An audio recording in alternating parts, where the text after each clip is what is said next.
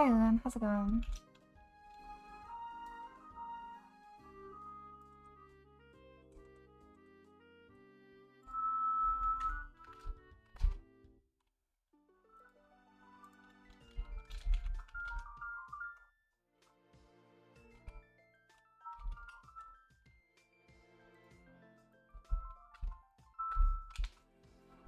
This looks relaxing.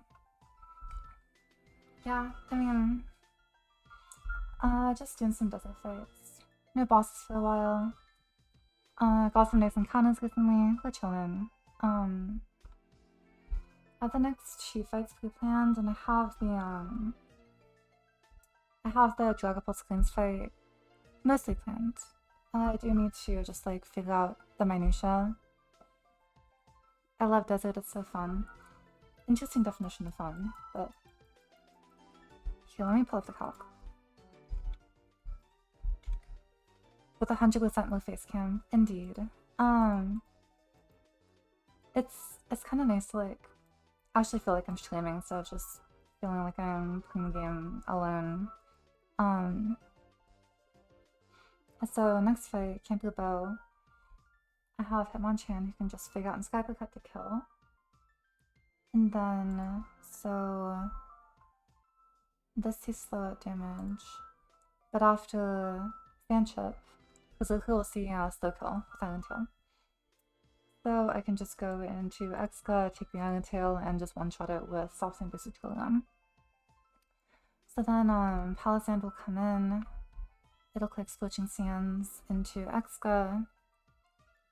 And on that I can go into Eel. What's Eel?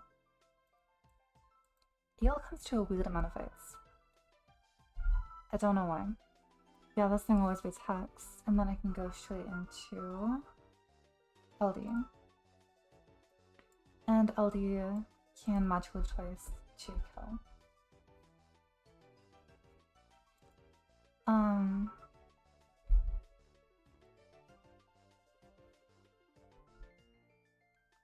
yeah, I don't need items. Magic Leaf always 2 chaos. And then as contingencies, I'm just gonna add Bloom and Rose. So I'm just gonna run this. This should be really easy. There's just a series of 1v1s. And I can just kind of ignore the items and abilities. It's always nice.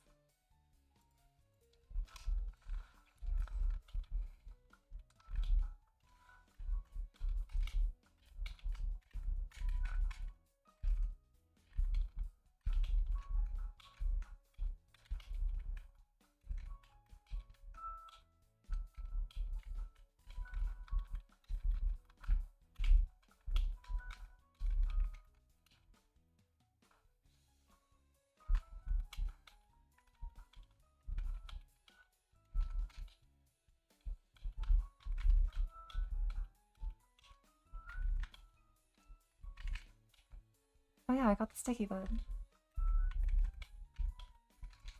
My making sure because I scaled U-turn with a flip turn, but I was able to just listlessly get the sticky bud, which is really nice.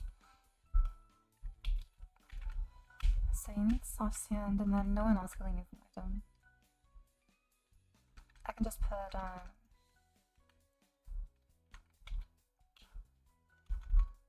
I guess you can have a last, and then Orleans for everyone else.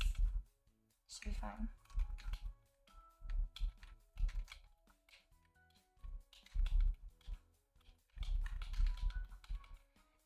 And then any more cut, I don't think so. You have Magic Leaf already.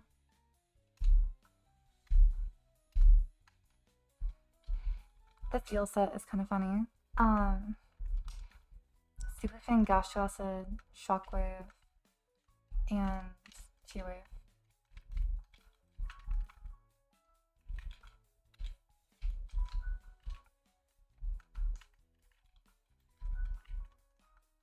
So I'll already beat you.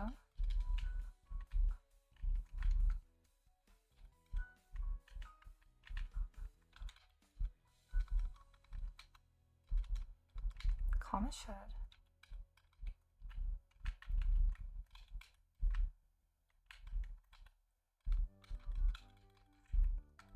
the lockjaw.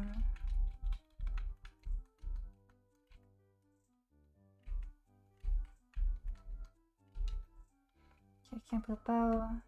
Cool. Should be you. And let me make sure I'm leading with the right mon and have the right items. Leading with you with Skype cut and fake out. I'll stand on you. Then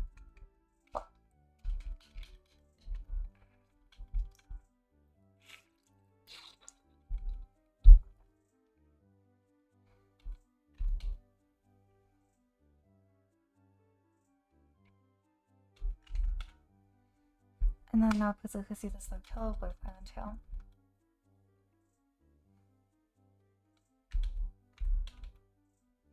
I just go into Exca and we take that really well.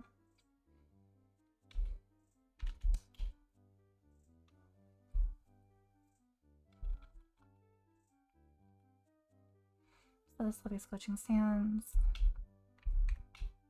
Go through you. And now it's always Hex.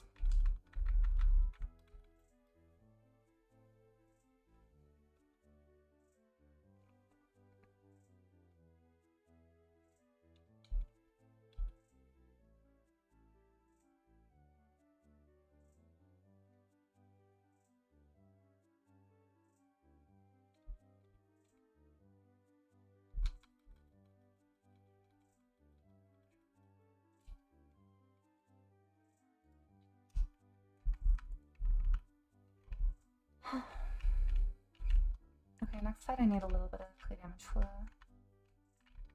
little bit more clap. I need Ililis on Bloom. Question is, do I teach it over Woolly Seed or over Facade? I can't imagine this thing is ever clicking Facade even though it has Poison Heal. Because up till this point, Bloom has never like sat on things that it's not super effective against. It pretty much only clicks moves against things that it has super effective coverage against with Facade, and so I just don't really see Facade getting used.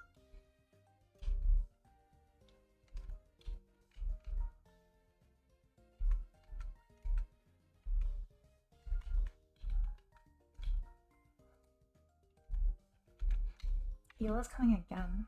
Goddamn. Okay, so. Oh, I mean, I still have the Facade TM. It's just, Lim gets it by level up.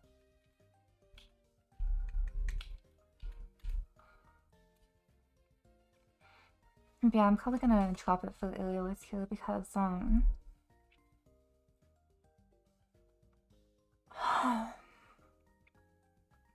Woolly Seed could come in handy. Although, I might want to teach Blick Blick back to this thing at some point, just so that it has a move it can use. So we'll see. Did I book sleep?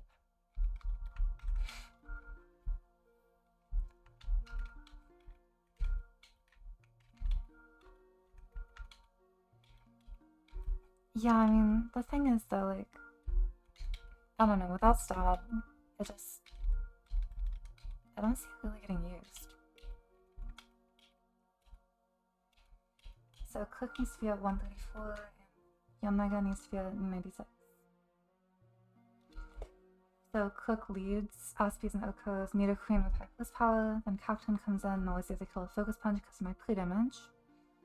So I go to Yanmega, who's pre-damaged, into range of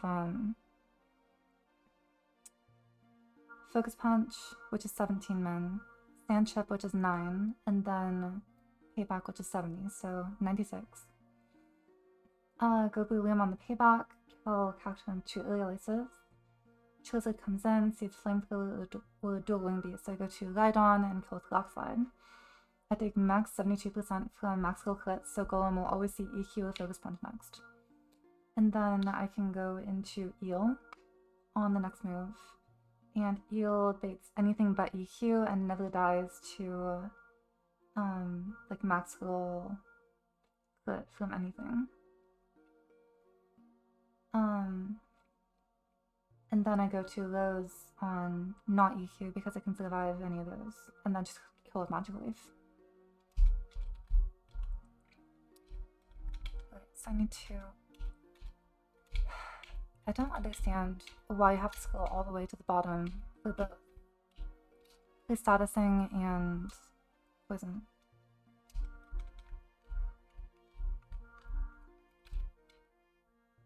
Okay, 17 more steps.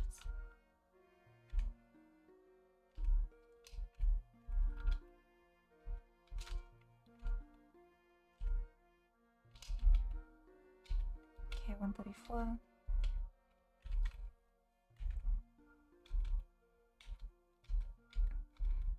And then you're Mega needs to be at 96.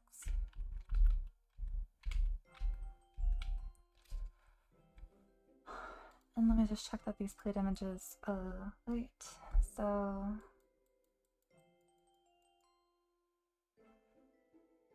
click is gonna be soft sand. And at 134. I never played in Golem because I showed a fast kill with high close power. And then at 134, Charizard's Flamethrower does max 79. 79 over 134 is 58.95. I show 59.5% to it with Clench. So Charizard never comes in. And it's always Cactus in a slow kill or Focus Punch, which does min 134. I want to always click that instead of being able to go for a substitute. I'm pretty sure Focus Punch doesn't have unique AI.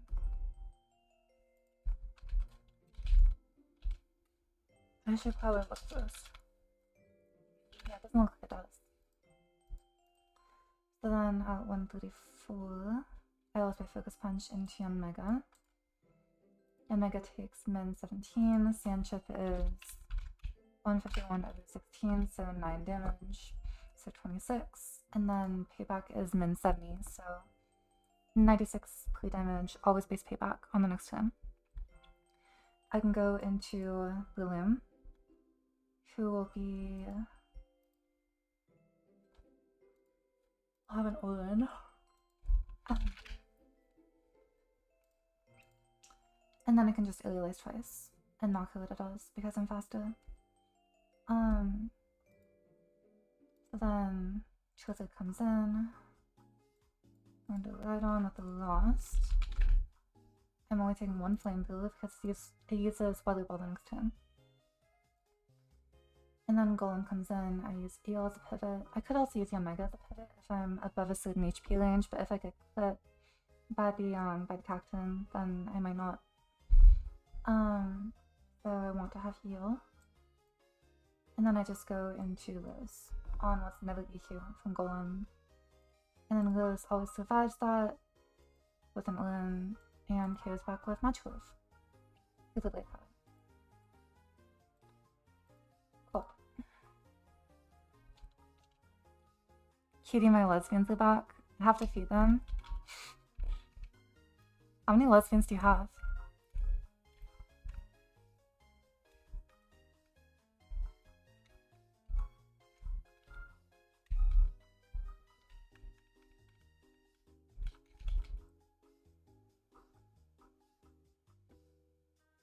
Just 2.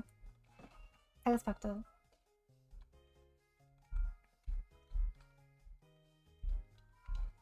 I'll put Wyland on Yanmega, like just in case, you know, they move back into my city. Ah, I see. Well, enjoy feeding your lesbians. I wish you the best of luck.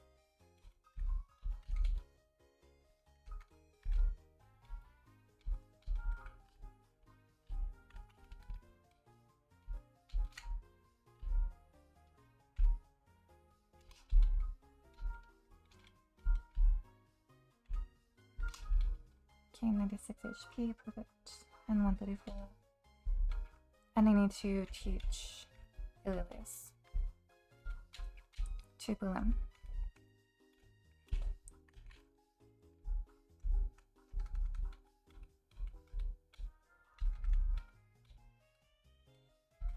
Like, Facade is my most powerful move, but I'm never gonna use this. You know? Like, C-Bomb. Bloom can't really sit on things, it's too frail.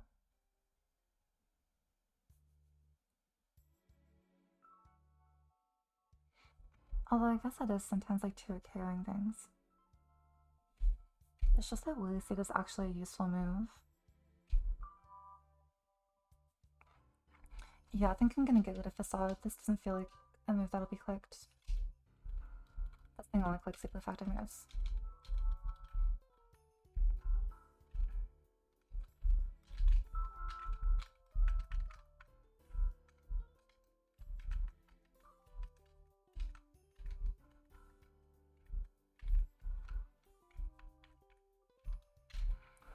Okay, so the damage to 134 with Soft Sand.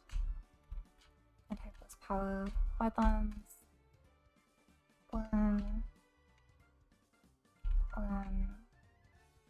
and Pre-Poisoned, and Illylace. Lost. Should be good to go.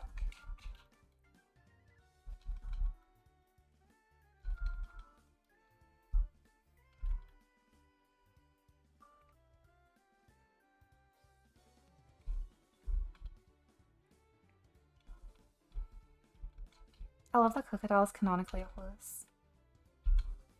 So this is Focus Punch. I go into Omega.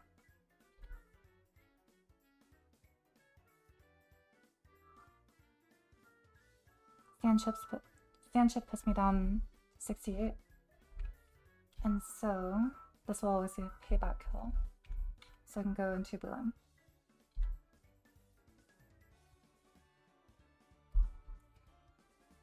And no sub is perfect.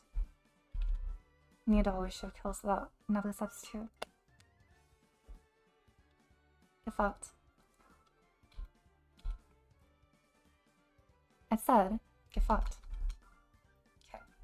Should be shortly down. And I just go into Let On. Cactus no good.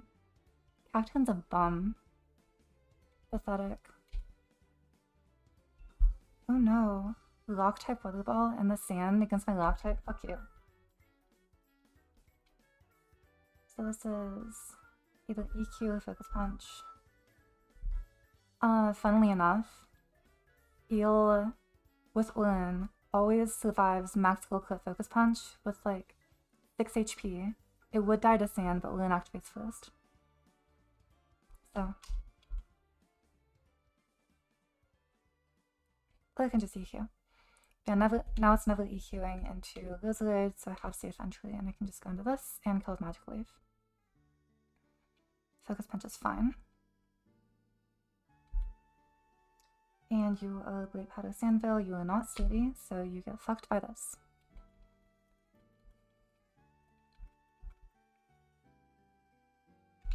Cool. So I have not fully cooked. I have a team, but I want to make sure that I have like the exact trackable flowchart because I want to know exactly what I'm going to be doing every turn. And I want to know exactly how much damage my Empoleon's going to take as well. It's the more important thing.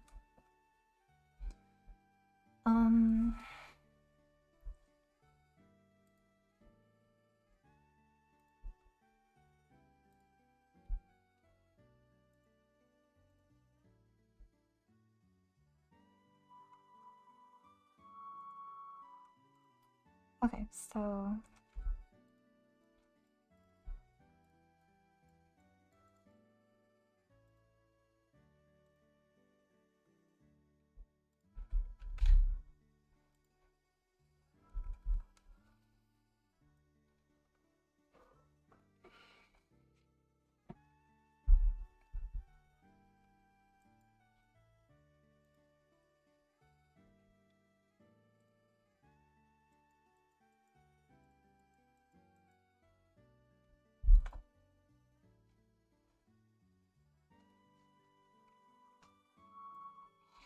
This fight is ass. I agree.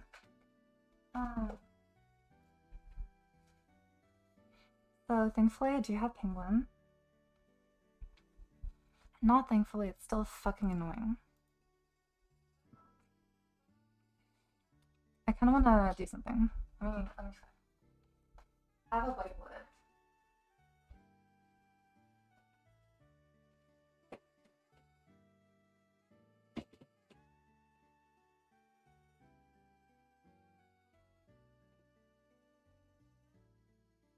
Okay, yeah, this has been on too long.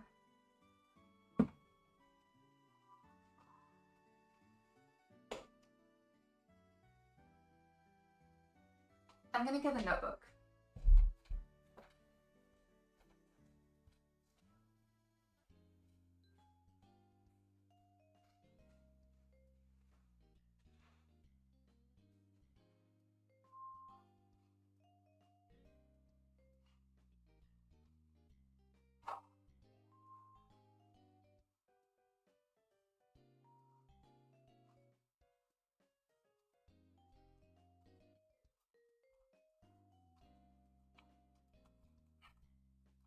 Okay, so the idea is the only way I can outspeed this Pult is by paralyzing it. Therefore,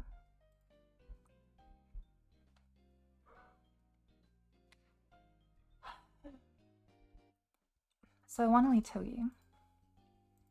Togi usually basically flapped 85% of the time and clicks Nuzzle.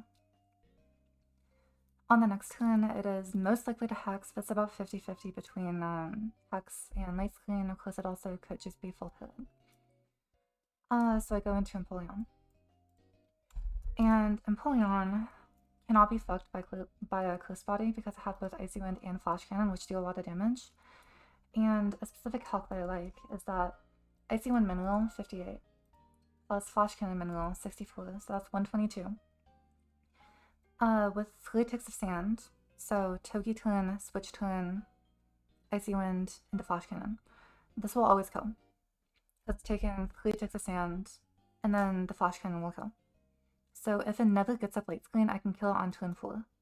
However, and this is the really fucking annoying part, so it usually reflects turn 1. So let's say it does that. And I do 3 damage. So that's turn 1 of sand. And so it's taken 3 plus sand chip. Sand chip is 9 for this guy. I go into Empoleon, that's turn 2. It's taken 3 plus 2 sand ticks. Let's say it sets up a Light Screen on this turn, so that I have to defog on my next turn. So I defog on turn 3, it's now taken 3 ticks of sand, and the 3 damage from Nuzzle. So that's 3 damage plus 27. So it's taken 30. Has 148 max. So it's at 118. If I Icy Wind, when it's at 118, and I max roll and get 104.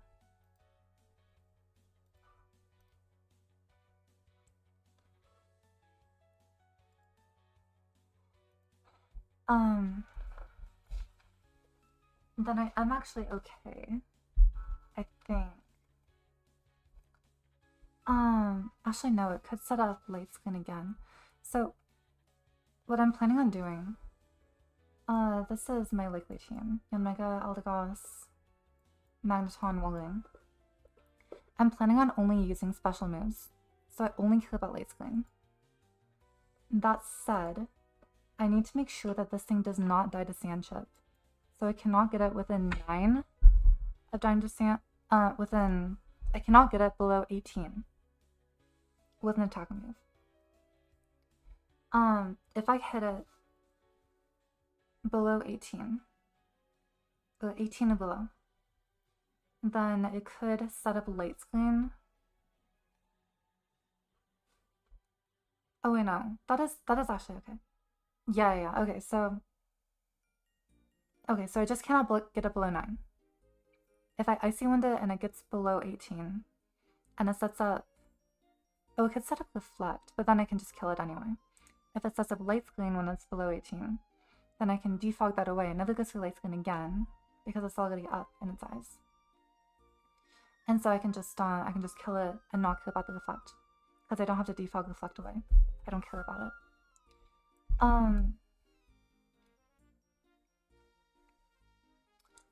So how is my Latin looking? Let's say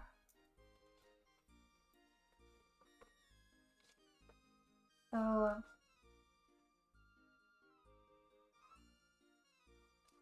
How do I even want to format this? The switch thing.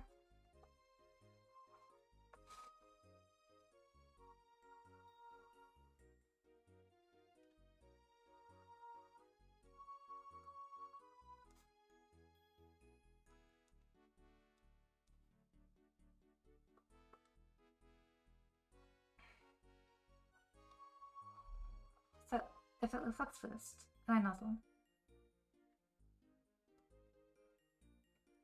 Let me look at the line with hexes on the switch.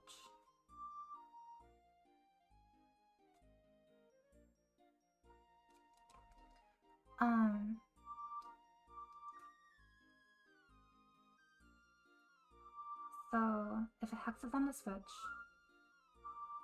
then again it's sitting at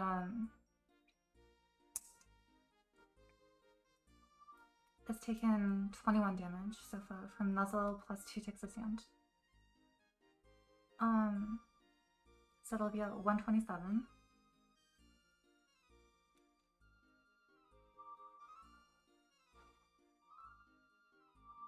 Let me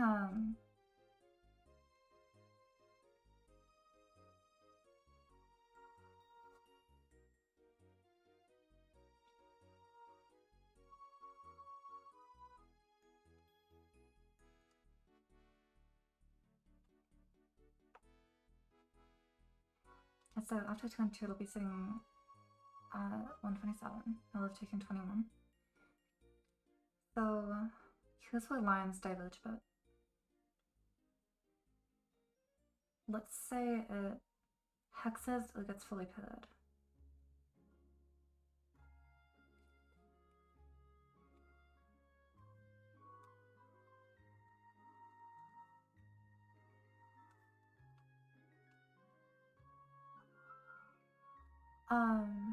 And I icy wind. I'm at faster because of the pillar. It's sitting on a nice floaty speed.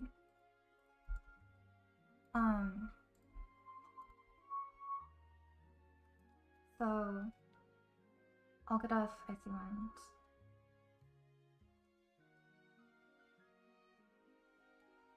And so I'm doing minimum, let's see. So I'm doing maximum 104.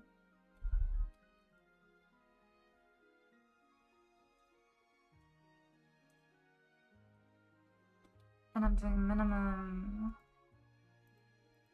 58. So,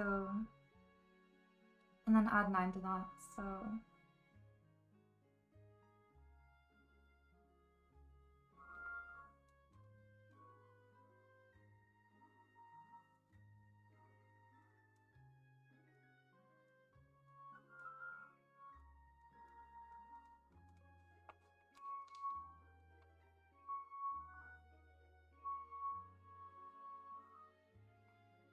That's 88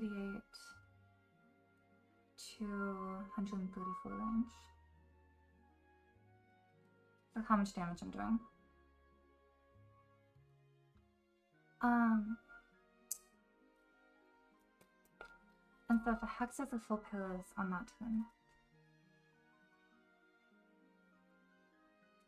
then I'm free to just kill it the next turn with flash cannon.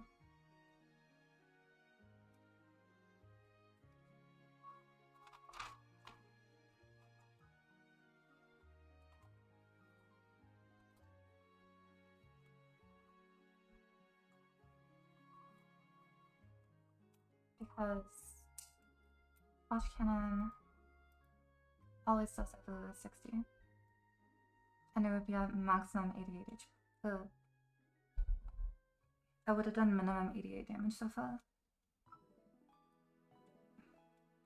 If it light screens though, then I can defog that away. And then kill next turn.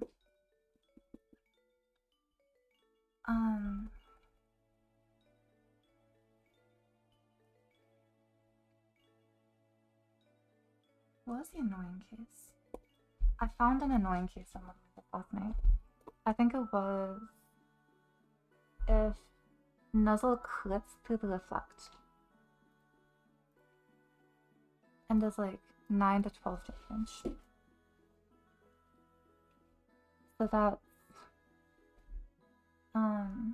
18 to 21.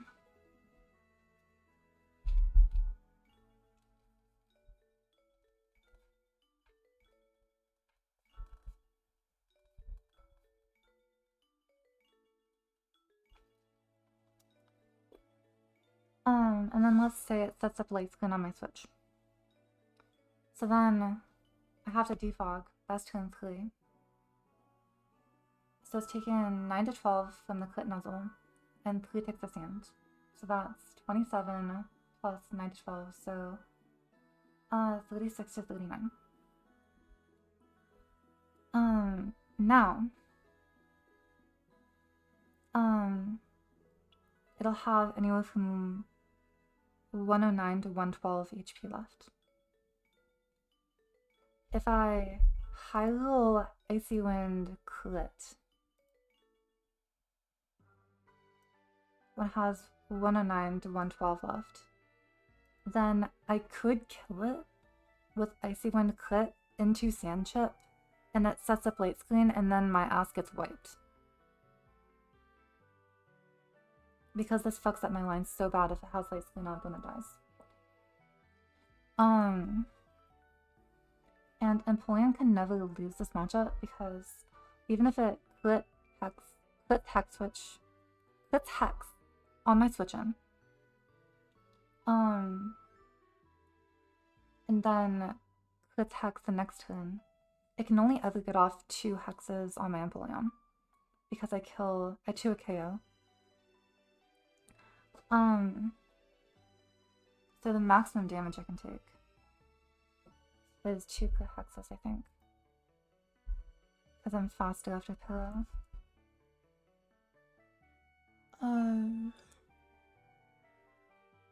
Although does it change if it light screens on switching?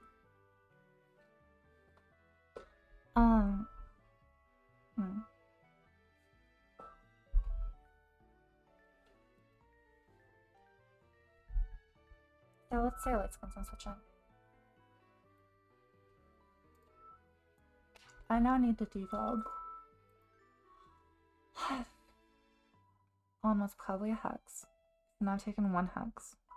So Nuzzle, switch, reflect on my screen, defog, hex. So I've taken 1 hex that has no screens up. And it's taken 3 turns of sand. Plus the Nuzzle, so 30 damage. So 118. So from here on turn 4,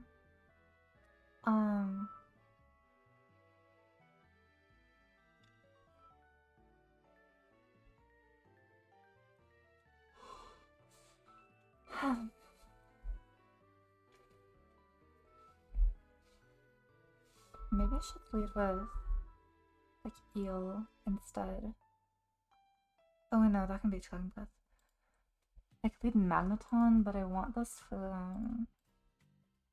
I want this healthy for Cloister. Oh, this should be fine, like even if I get hexed. 72.9.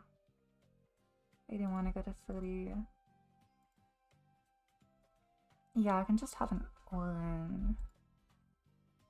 Although I probably want a Citrus. Yes, I could lead with Magneton. Come to think of it. I take move from Hex, but that's okay.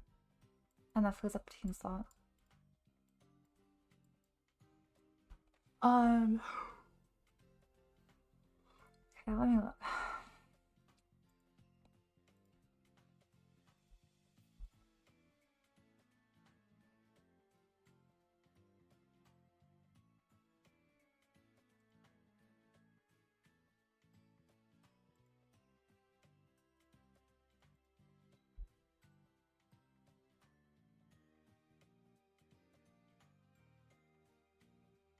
Oh, they can have a citrus because the most it's taking is from a +1 crit rock slide. Doing 84. I go to 42. And then I would take 2 ticks of sand, so 14. So I can take up to 98 and be at 28 when this comes in.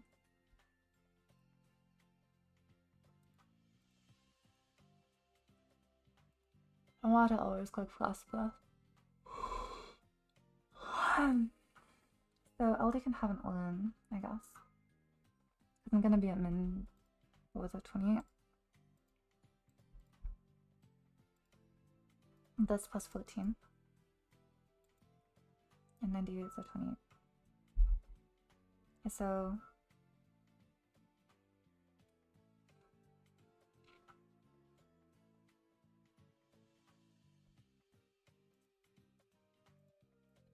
yeah, if I have an Olin, it's fine.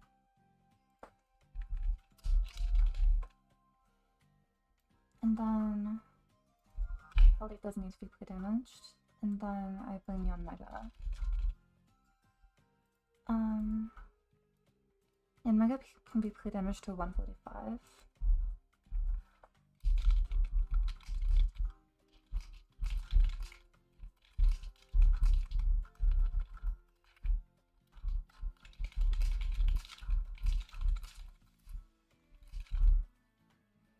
Because this way it always baits Rockslide after one turn of Sand Chip. Because if I come in on an EQ, I don't want it to ever bulk up on the switch because I need LD to outspeed. Because LD can be Rockslide flinched if I don't outspeed. So then after Rockslide Chip, LD will outspeed because of Cotton Down. This will come in for fast kill with Frost Breath. Does minimum 68. I'm always taking. I guess I'm taking min 46. So 46 plus 68.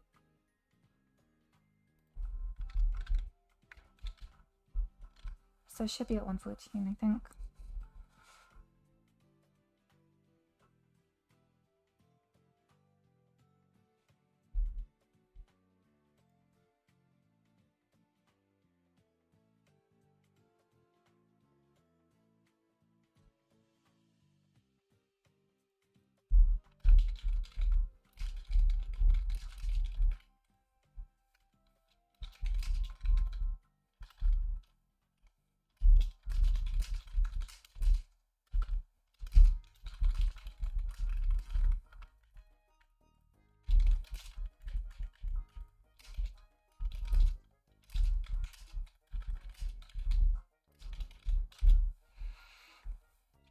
So that's 32 plus 68 plus 14.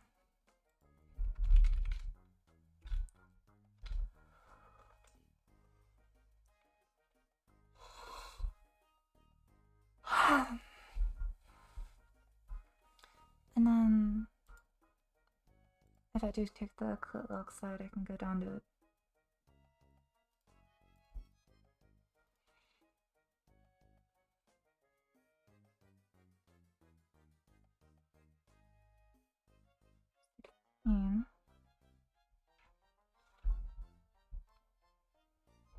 go back to 47 with citrus.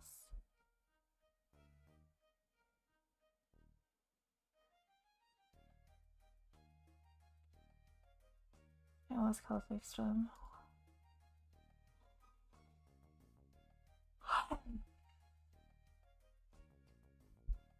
On the first breath, I can go into Magneton.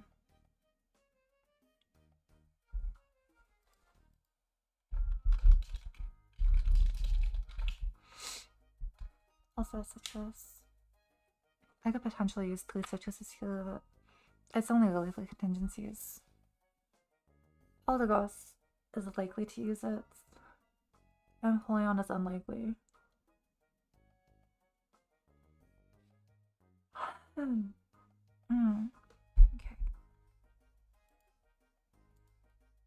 So I see 150, 64, 122 plus 3 times and 149.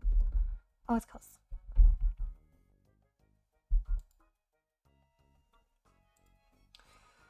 So then, Speed and Calclister. And I always first press into LD because of my play damage. And this comes down to Chassis Brick Break.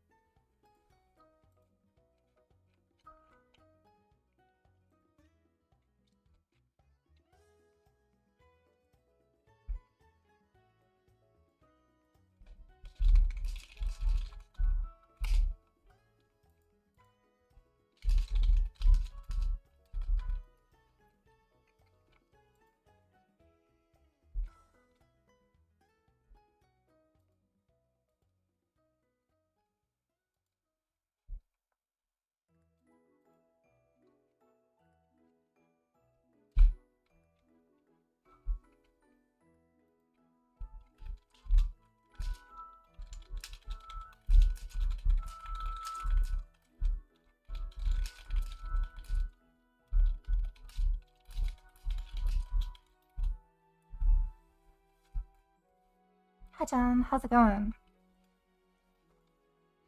Also, hey Jmash. Good morning to you all. I am almost done planning out this fight.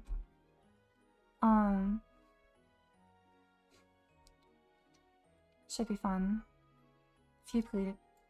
Everyone's plead damaged except for the 2 leads. This fight's annoying. But I think I have this line. The idea is lead with Magneton, 2-wave. I guess Magneton doesn't need Citrus. Because I'm always using Rapidash for Cloyster. So, like, I could use Magneton again, but I don't need to. So I can just put 1 on it.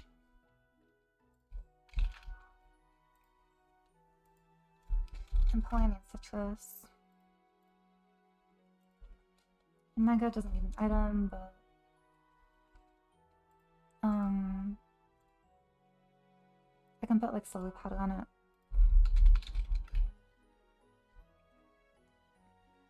I hope you've been well. I have. Moved recently. I love this place. And yeah, I've been having a ton of fun with Gun and Ben as well. It's nice getting back into Nuzlocking. It's been a long time.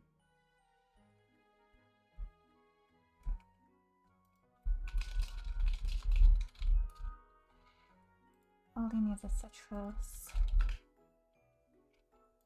Big move, yeah. I think 5th move since 2020. But this one will be permanent. This one should last. Yeah, I've moved all the way across the country at this point.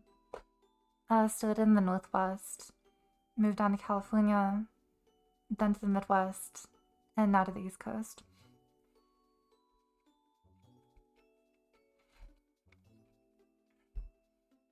So all the rest of Citrus, finished 113.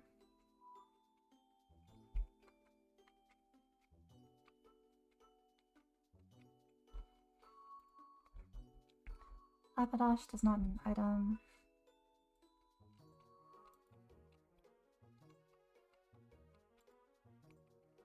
So I was switching on a Frost Breath and just getting the Oko with Overheat. You're not so full anymore? Yeah. I guess when you guys all met me, I was living in California still, but yeah, I'm on the East Coast now, so.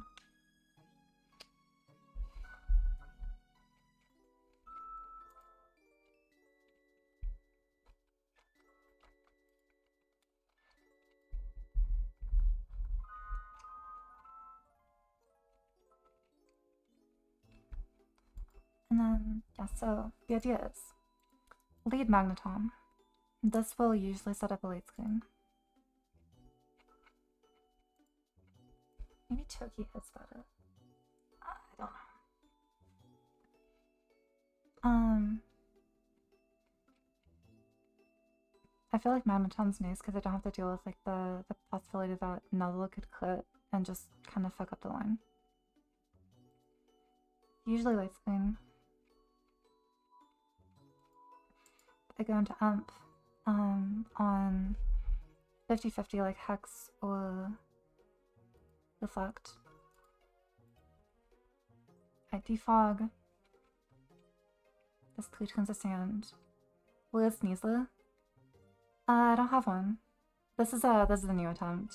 I got Sneasel in like attempt 5, but that one's offline. And that's normal Sneasel as well, so it wouldn't evolve into Sneasler. So 2-wave, switch, defog, and on turn 4 I can start attacking. So 4 turns of sand chip is 36. 104 plus 36 nearly kills.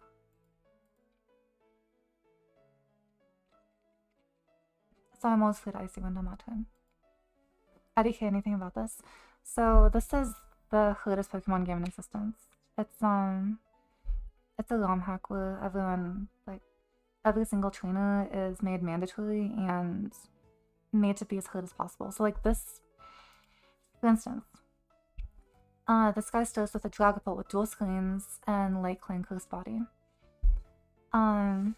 Leading into... Also, does Close Body activate on status moves? I wonder. Hit by an attack. Okay, cool.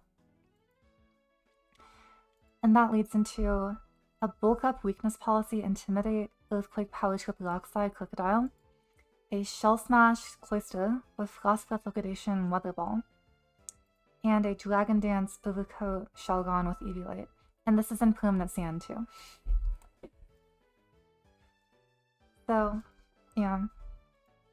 The idea is, so T-Wave, switch in Empoleon, defog away Light Screen, and then kill with Icy Wind into Flash Cannon, making sure to defog away Light Screen whenever it goes up. I'm not using physical moves, so I don't have to care about Reflect.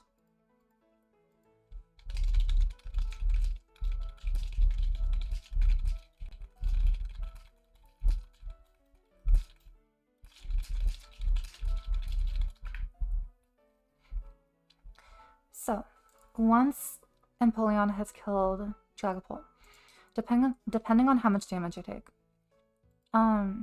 it could be clicking EQ because it sees the kill. But if I'm above 116,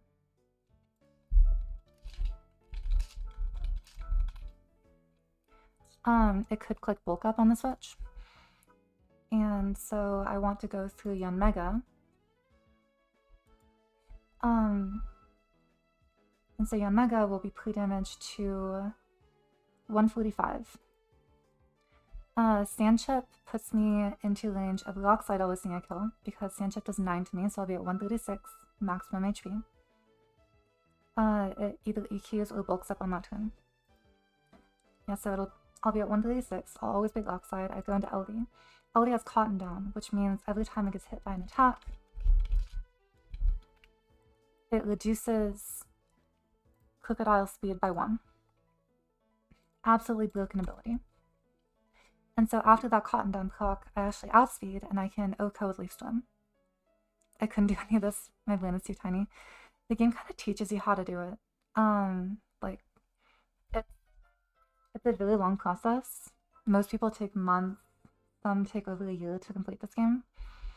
And I think only like around 70 people have won with a Hardcore Nuzlocke, but it's super fun. It's like playing a super duper long like roguelike. I enjoy it. It's really much an acquired taste. I have to love puzzles. And Pokemon. Too many numbers and math. Yeah, I mean this is mostly just sitting at the calculator. So after the Rockslide, and 2 ticks of sand. So LD 126 max HP. Sandchip is 7. I'm taking Sandchip on switch in and Sandchip after I kill. So that's 14 damage. Rockslide is doing 32 at minimum. So 46. I need to be exactly in range of Frost Breath killing. So 68. And because EQ actually can have a 31 rule, I want to be 1 lower. So I want to be at 113. Because that's 31. 31. The min EQ rule. Plus, and I'd love to switch in on EQ instead of Rockslide because it's a much higher, instead of pivoting through on Mega on the Rockslide, because it's a much higher chance of saving my citrus ability. Because you don't get that many citruses in this game. Anyway. So, let me see if I'm... So Rockslide max can do 84. 84 plus 14 from the Sandchip, that's 98. So I can be at minimum 15 on LD. Citrus heals me by 31. So minimum 46. And at 46, I am only elevating Frost Breath, which is perfect. So on Frost Breath, I go into the horse. Rapidash with Overheat always kills because Cloister has Piss plus buff. 50 HP, 45 buff. And Frost Breath always results in a critical hit. There's no freeze chance on it, unlike a lot of ice moves. So this is the maximum damage it'll be doing, 23 to 27. I'll take 2 ticks of sand, so 120 over 15, so 7 times 2, so 14. So minimum taking 37 damage. I want to bait exactly Dragon Rush on the next turn, because I don't want it to see Dragon Dance. The AI can always set up if it doesn't see a kill. So 37 plus 73, so I need to pre-damage to 110 on Rapidash. And so Shelgon comes in, I see Dragon Rush, I go into Walrein. Walrein will be pre-damaged by 1. Because Walrein takes 10 damage from Sandchip. Dragon Rush, if I'm at 173, the max roll does 61 without crit. So I go to 173 minus 61, that's 112. I would take 10 from Sandchip. And then the Dragon Rush. I always live the crit. Or if Dragon Rush crits. The min roll crit is 76. If I'm at 174, if I'm at max HP, then I would go down to 98. And then Sandchip would take me down to 88, which is just high enough that it does not proc my Citrus Berry. And if I'm at 88 HP, and I don't heal up, then I can be dead to a crit. So I pre-damage by 1. If I'm at 173, then min roll crit plus sand is 86. I go to 173 minus 86. So 87 HP. Sand takes me down to 173 minus 76 is 97. Minus 10 from Sandchip. I got to 87, which is exactly half. I get my Citrus Berry healing, and I'm always safe on the next turn. I 2-hit KO. I fast 2-hit KO with Icy Wind into Frost Breath. Icy Wind drops its speed, so even if a Dragon Dance is on the next turn, I am always safe to kill with Frost Breath. So this should be riskless.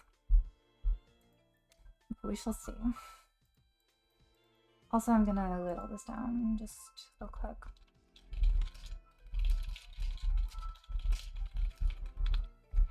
I shall hydrate. It's been nearly an hour. Can you fight someone? I fought 2 people already. SMH. I have such a good box in this gun, I really do not want to rush. Because I want to be just like so fucking careful and make everything riskless. We're past movement, so Tilawak has begun, you know?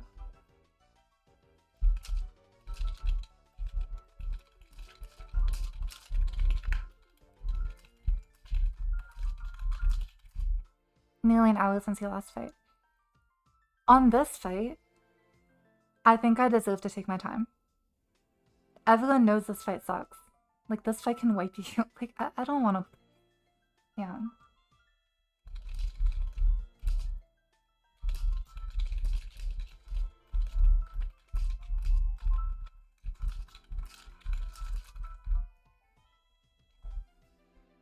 Okay.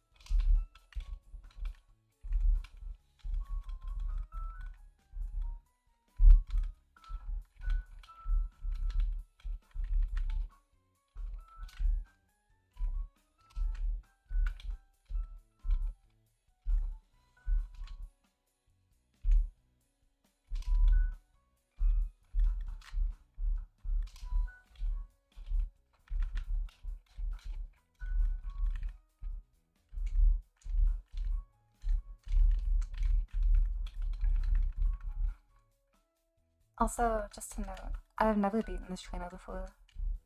The furthest I've ever gotten is this in attempt 5. I didn't wipe here to be clear, I just never attempted it because I wanted to start doing gameplay only on stream. Okay, so Magneton with Glen, Empoleon with Citrus, and Mega Silver Powder, Eldegoss with Citrus, Rapidash with nothing, Walrein with Citrus, and crit damages, Yanmega at 145, Eldegoss at 113, and Walrein at 173. This fight is PB.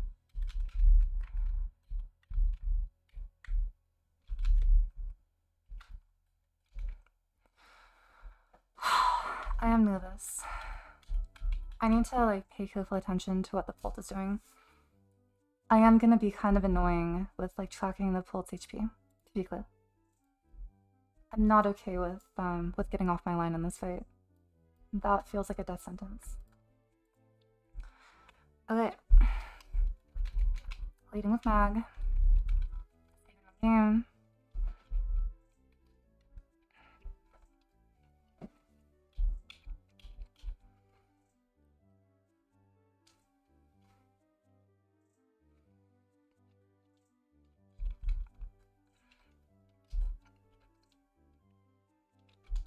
So, your T-Wave sets up light screen.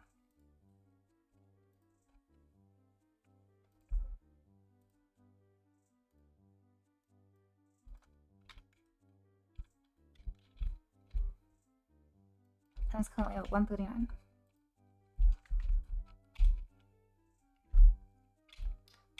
Go into Penguin.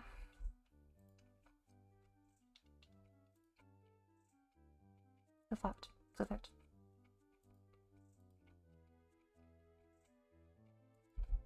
Now it's at 130.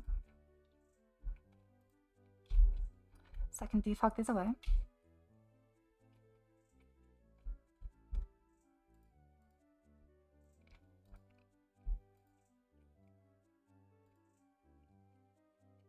Hex.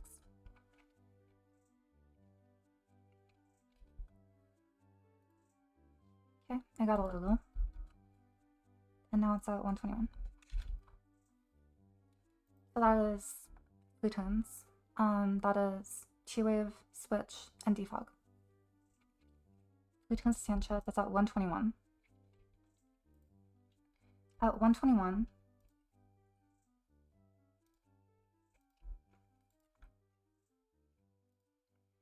it is not safe to Flash Cannon, but it is always safe to Icy Wind.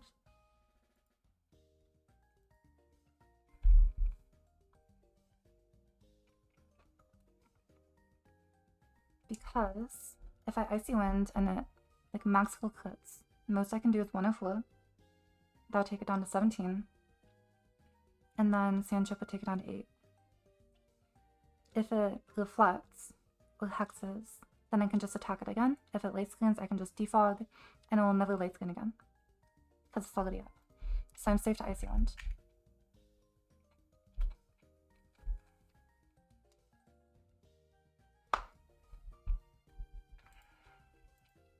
And I get the crit. Okay. Oh, perfect.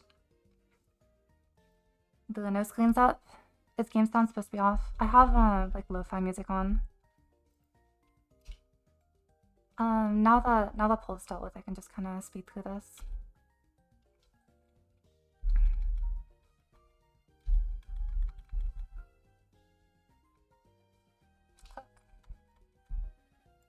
And so, 122, I do not always beat EQ, so I have to go 3 on Mega.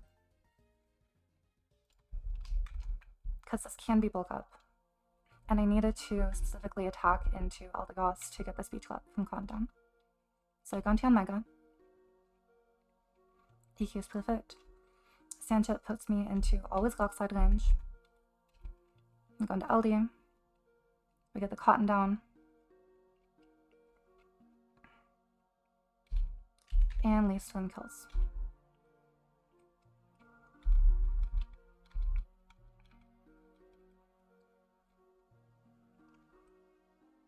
And now it's 67 HP, I'm always waiting for last breath.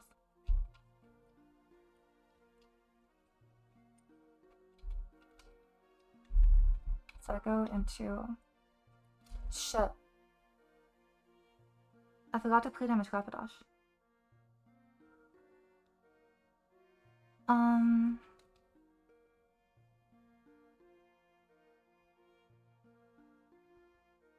Is this okay?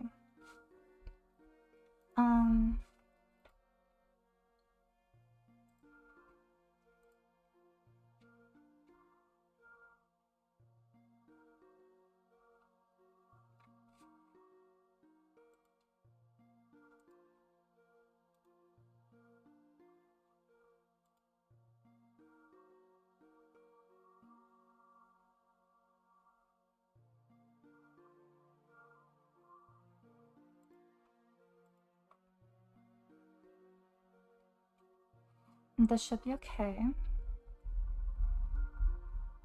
But I need to figure out how to handle it.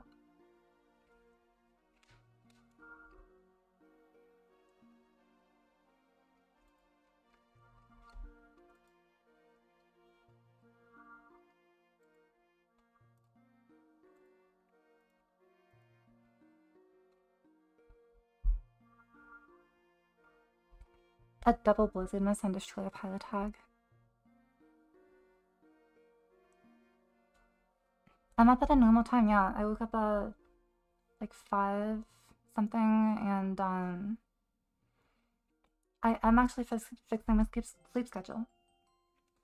Unfortunately, I forgot to pre-damage my Rapidash, so I have to steal a little bit here, but I think it should be okay.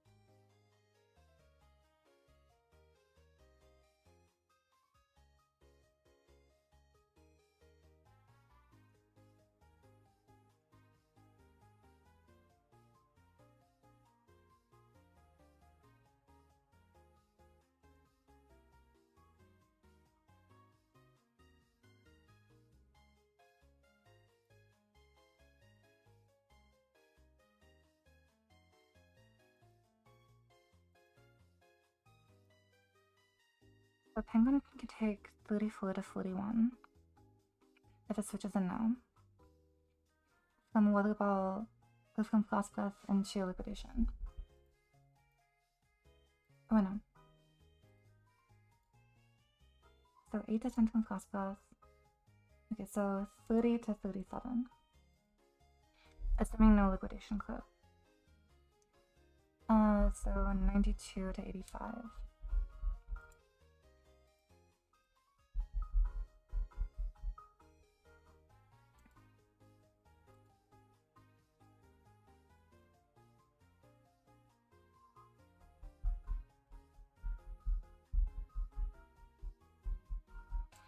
So I think I need to switch in the penguin.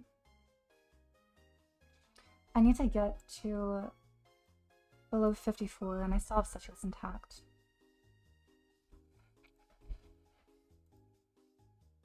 Is Rapidash definitely an option? No, I can just die to Witherball. Oh wait, Rapidash always waits.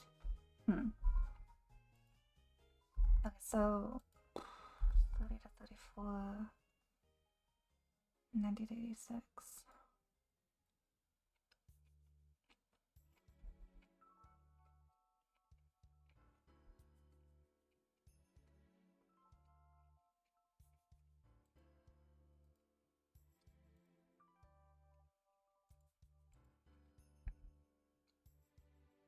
Maybe liquidation.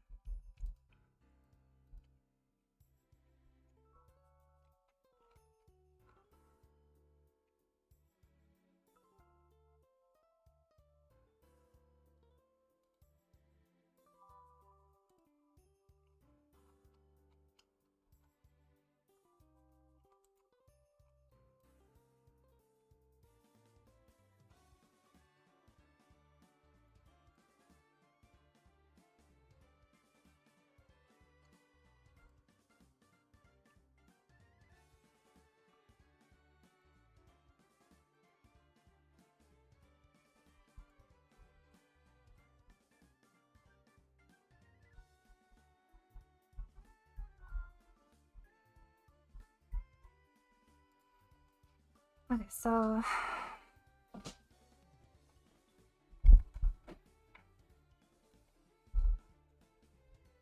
what I can do is I can go into Rapidash on Frost Breath. I take 23 to 27, that's 30 to 34 after the sand chip. So I'll be at 86 to 90.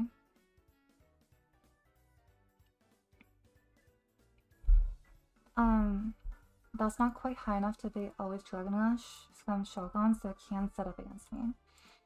I was supposed to pre-damage Rapidash to 110, but I forgot to. Because I needed to pre-damage 4 or 3 other Pokemon. And I just missed it in my notes. But,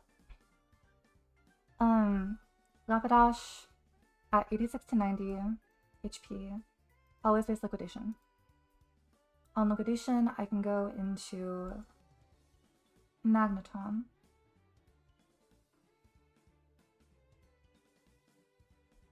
No, I can't.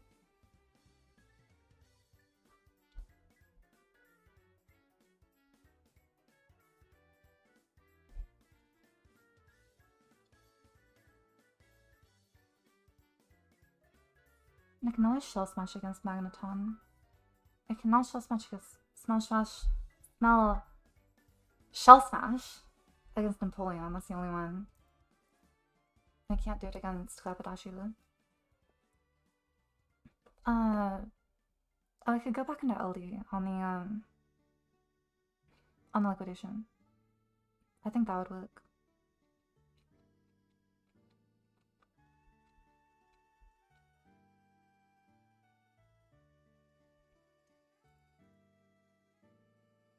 Although LD heals 31 with citrus. This is an early stream. Yeah, it is. So liquidation can pay it down to 42. Min.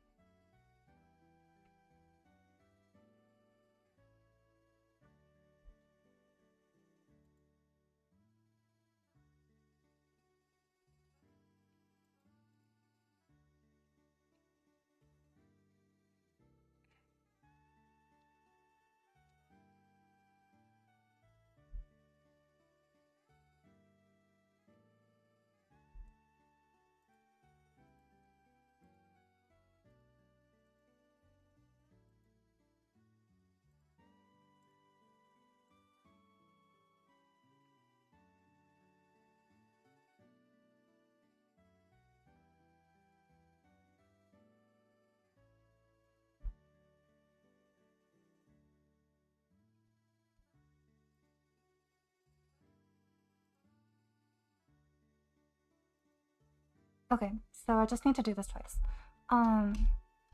So this is always Frost Breath into LD. I can go into Rapidash on the Frost Breath. Then Rapidash will be Liquidation. I go back into LD. LD even with Max Heal Crit Liquidation and the Defense Drop. We'll take... Oh wait, LD could just kill it. Because I know I'd get, Cotton Down. Then LD would be able to move. Yeah, I think this should be fine.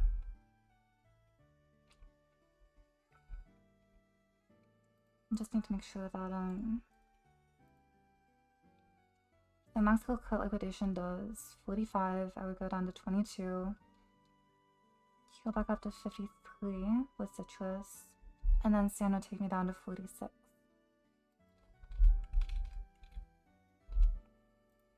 And at 46, I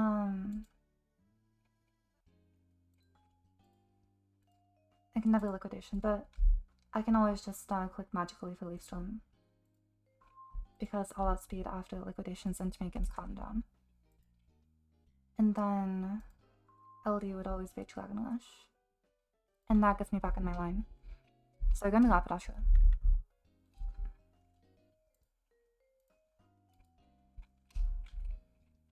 I wish I didn't fuck up my line, but still love you. Okay. This is always Liquidation. Go back into LD.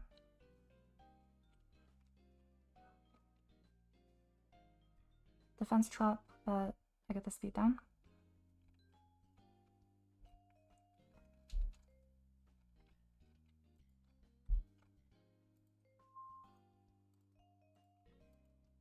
So 59. It is always Dragon Rush. Yeah. And at -1 speed from Cotton Down. Yeah, I can just kill with Magical Leaf.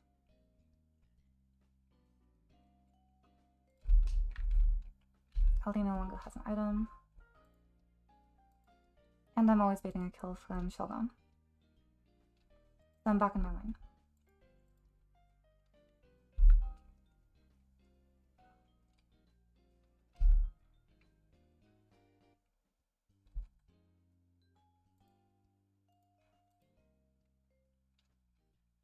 It does not have Cryo, Magical Leaf always kills.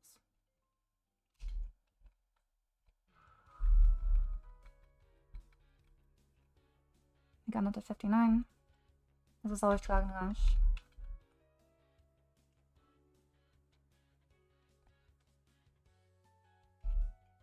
AC Wind into Frost Breath.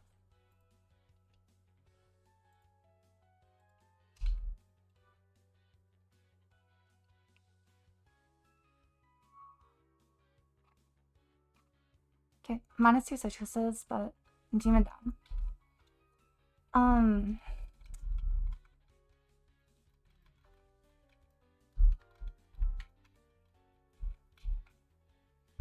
Let's go. Okay, only one more standstill. I'm training.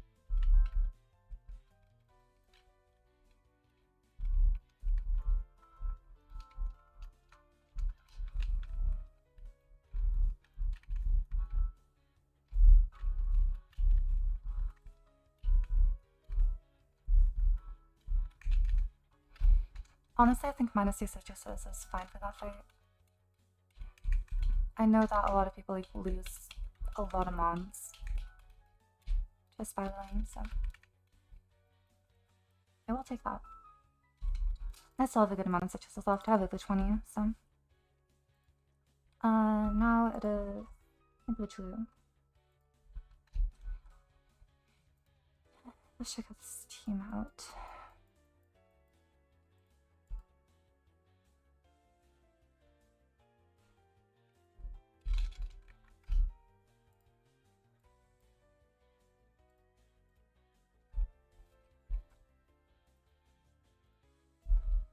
The Miracle Seed Lizard just picks up the kill.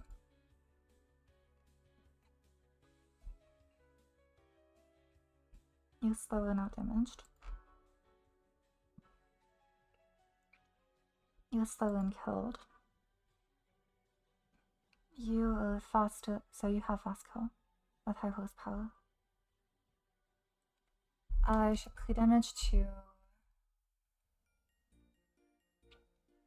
Damn, what is...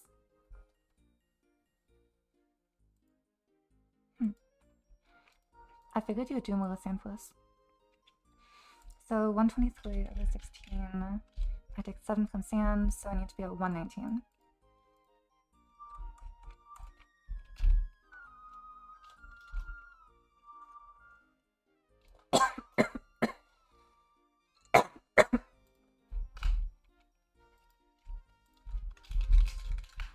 Also, that's a new PB. And still only 1 death. So, I am vibing.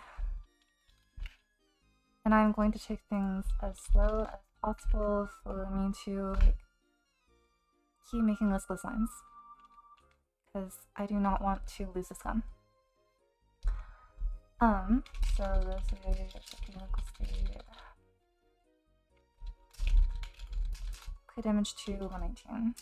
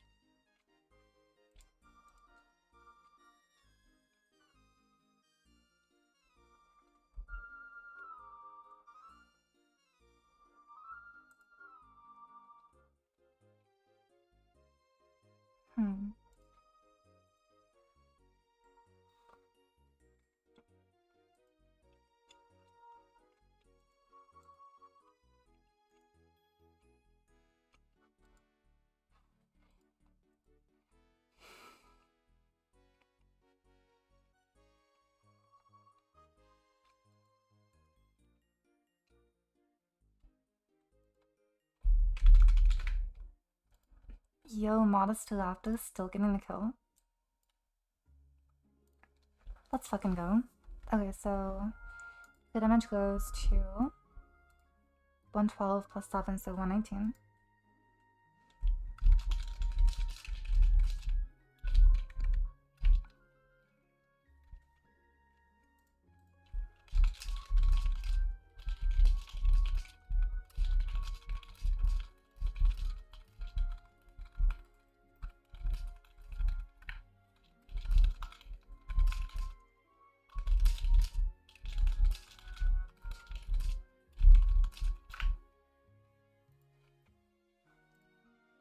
And so energy ball with Miracle Seed kills. This sees that I fast out damage slots plus 0. This is -1 because I fast kill. But this has fast kill on me.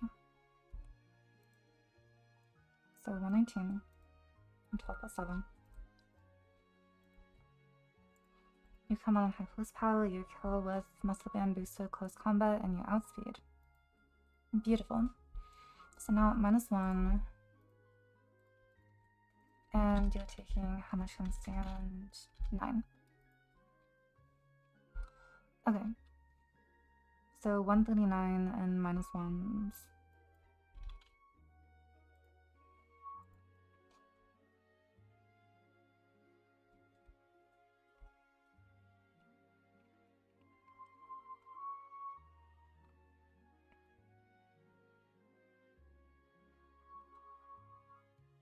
Wait, so double Blizzard Mist from the opponent? Or But so what happened to Destroyer? Like, did the Blizzard Mist mean Doherty left? Or... This sees that I fast kill. But so, like, did he wipe? What happened? And this is still killing me. So this is -1, this is +0.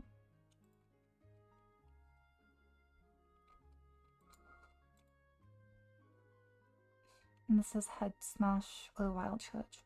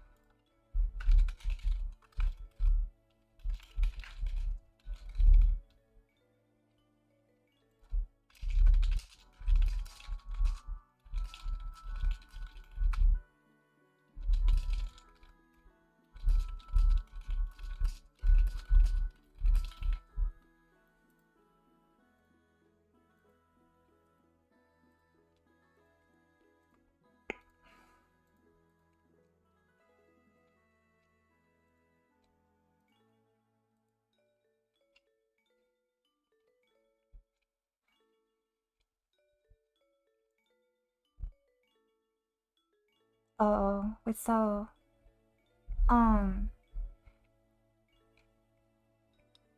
what was his line?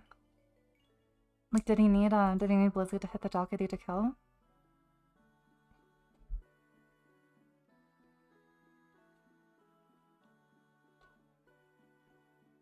Ended up wiping despite dodging 2 Blizzards. Oh, that's fucking nasty. That sounds awful.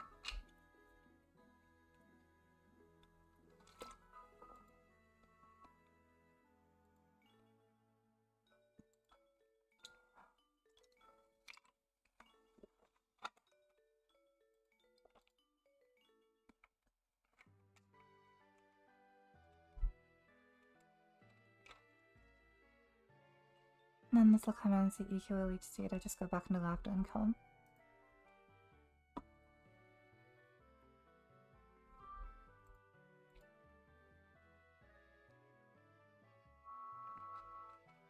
I see. Literally the reason I feel so confident about this game is because I have multiple booms already. I have Coalfish, I have Magneton, and I have Uniclus.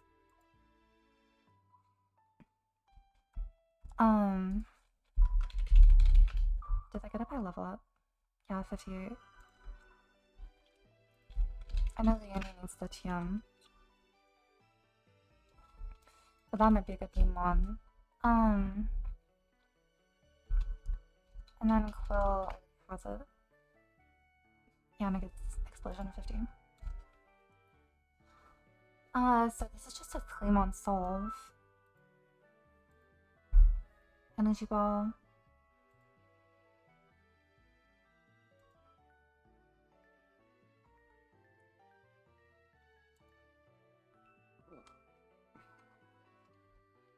Heckless Power. CC. Remember to play Damage Wizard. I think you get the TM and Magma Hideout. Oh, is that after? Okay. Well, either way, I have 2 natural booms, so. Well, maybe Coalfish. Yeah, my Mag has 3 attack too. Then maybe my Quill. We'll see.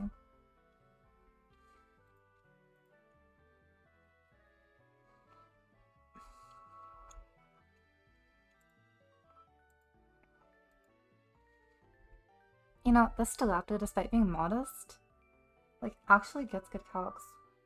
Like, Muzzle Band CC just OHKOs this Exca. Which is beautiful. This comes in because sees slow kill, this sees I fast kill into it. So Nova comes in, clicks Wild Chill to a head smash for slow kill, I look like Explosion, I go Exca, I Julian. Oh, thank you so much for the lid, Aldeana. I think we're like not too far away from each other. I'm just finishing up the desert. I have 3 months off for the last fight. So then this comes in, sees you kill Leech Seed, I go into this, and then just kill with Blade.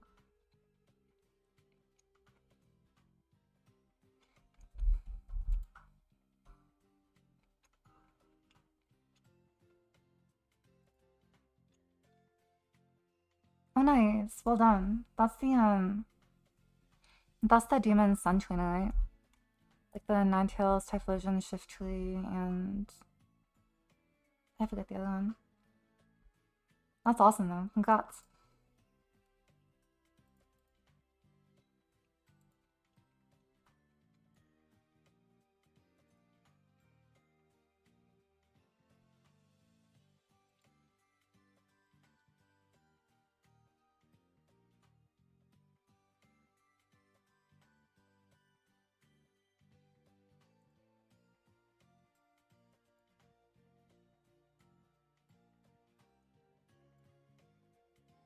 We're still on 1 death, let's go.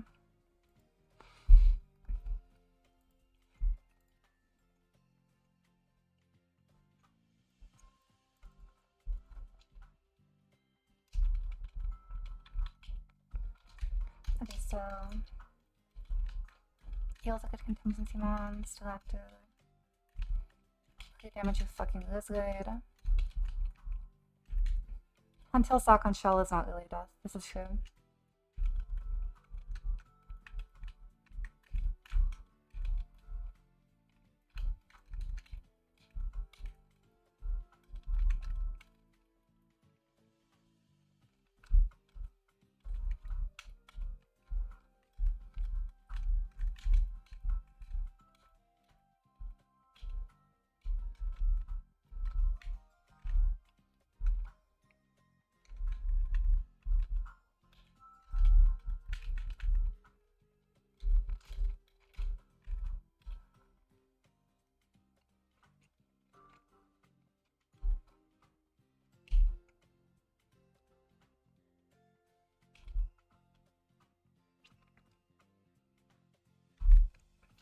$118 works.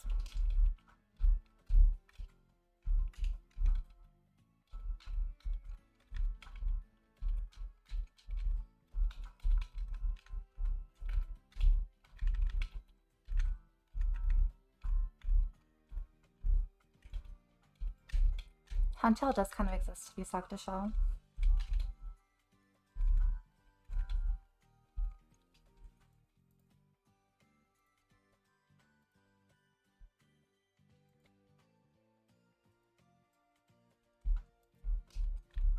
Use the script.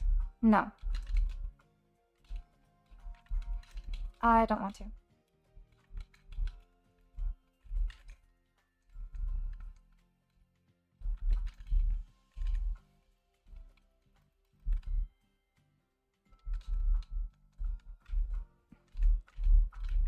I only use script for GMOing stutter and that's it. I don't really want to use it for anything else. Just feels, I don't know. I don't like how it feels. So this is pre-damaged to 118. That means after taking Sand Chip, it'll always be in range of high horsepower. I go into Muscle Band Raptor, kill a CC. That calc is insane to me. Like, how is my modest Raptor killing with non-stab CC? I love this one. Golem comes in, sees Head Charge or Wild. Head Smash or Wild Charge. Go Exca, one shot of Trillium, then the goat comes in, and I just go back to Staraptor and Oko with Lizard. Easy peasy, etc. Potentially lemon squeezy-ish. And then you need a Miracle Seed, Muscle Band, and nothing else matters.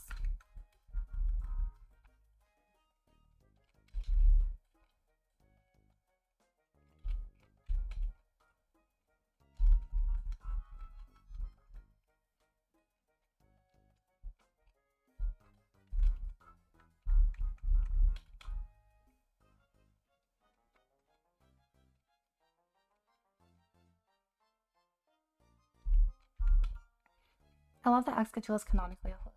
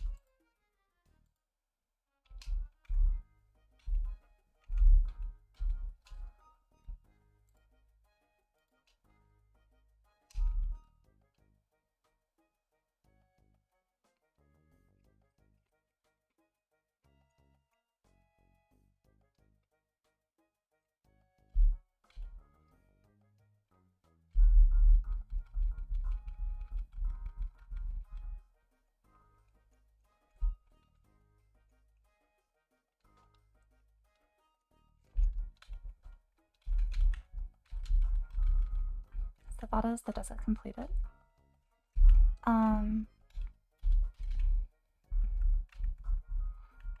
We got the best 111 counter and the funniest Mirage Tower encounter.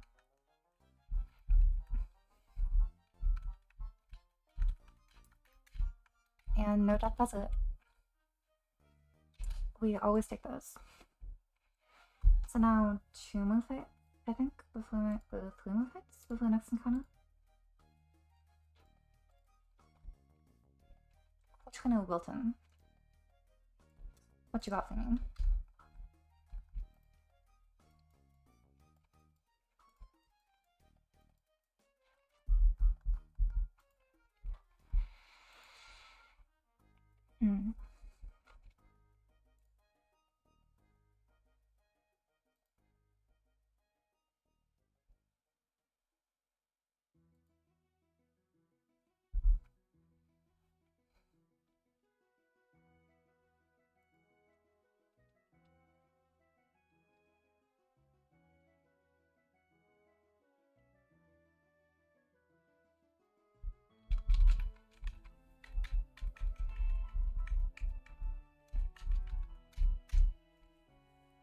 So if I kill this with other heat and it BPs,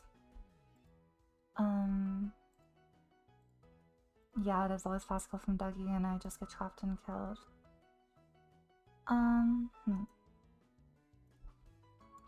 So how do I want to handle this guy? Because now it's Sand.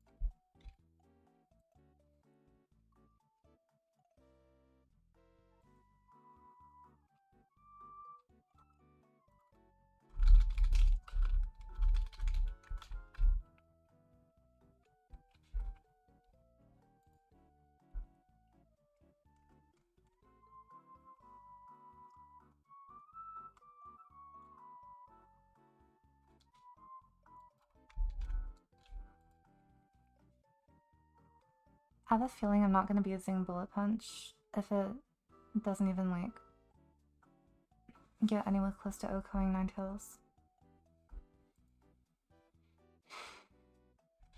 I feel like that's the only realistic usage for it, because otherwise I just want to use Mark. That said, do I even need to teach Violet Punch for this fight?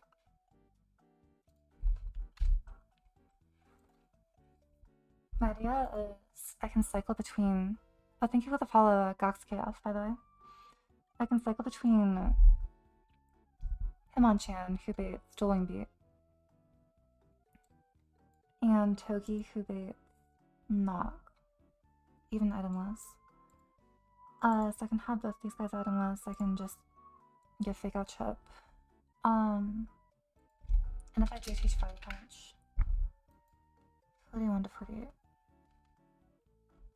That's not that much. But more importantly, like, who would come in next?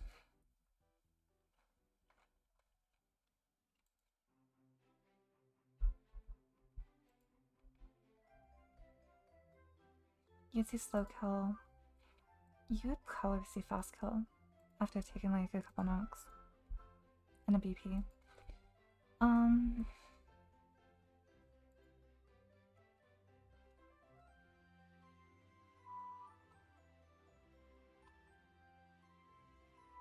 Hail is still active. Oh, thank you.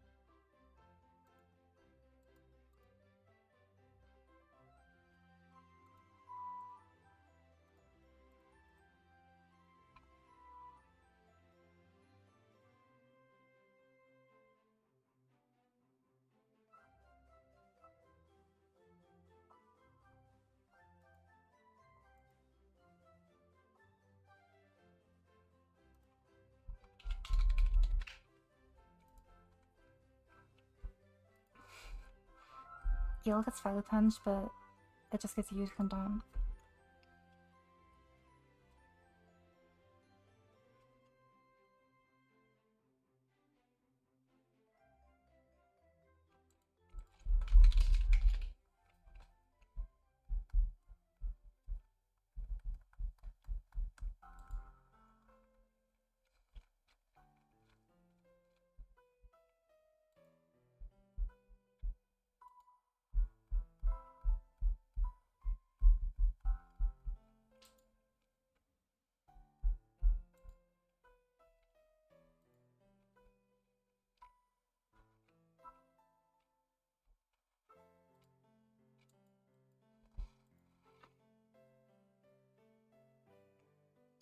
So what I'd love to do is bring Aldian on. I guess there's no way of beating EQ with something that can actually switch out.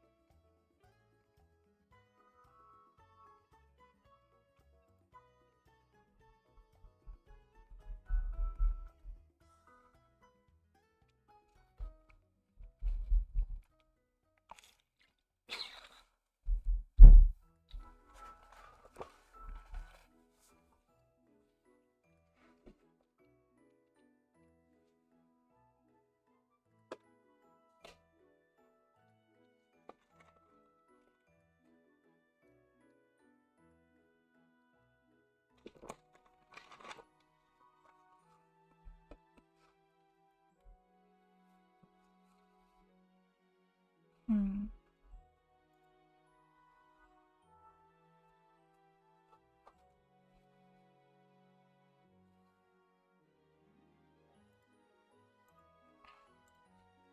How many HP files?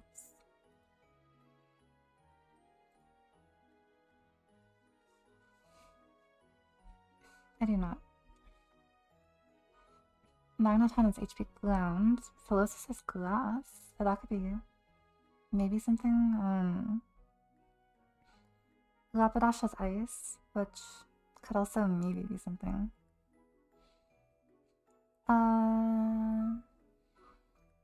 Yeah, my HP's not amazing.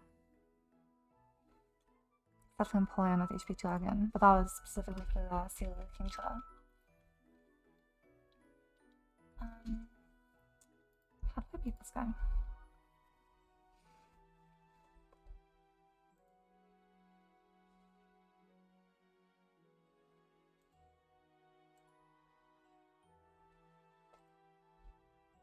Who do I want to beat this guy with?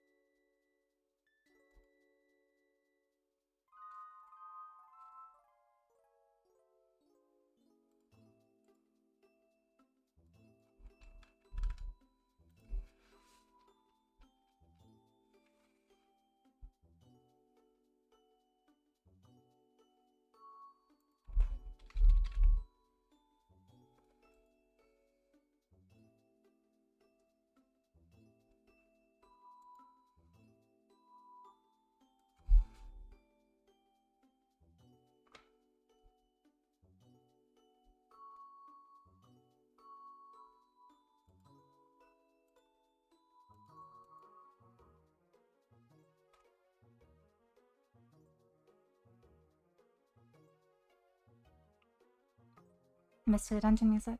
Oh, is it? I've not actually played Mystery Dungeon. Hey, Savior. Long time no see.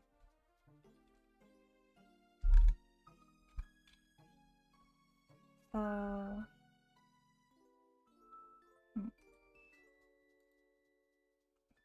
Oh, there's no sand.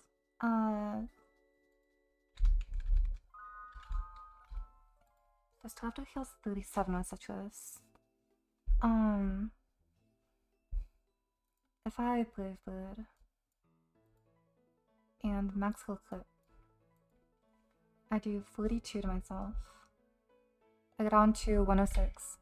Oh, my bad. I'm usually just kind of far away from my mic.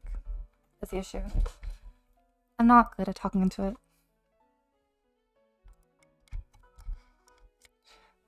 So let's see. I need to check this thing somehow. how I do that, I'm not completely sure.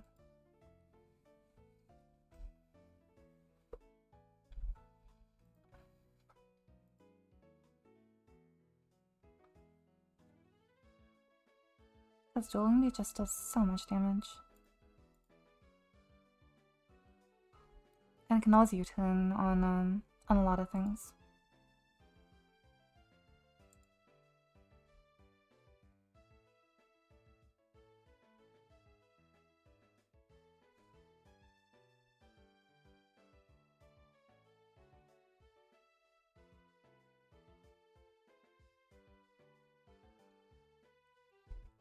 So let me look backlist to forward. So let's see.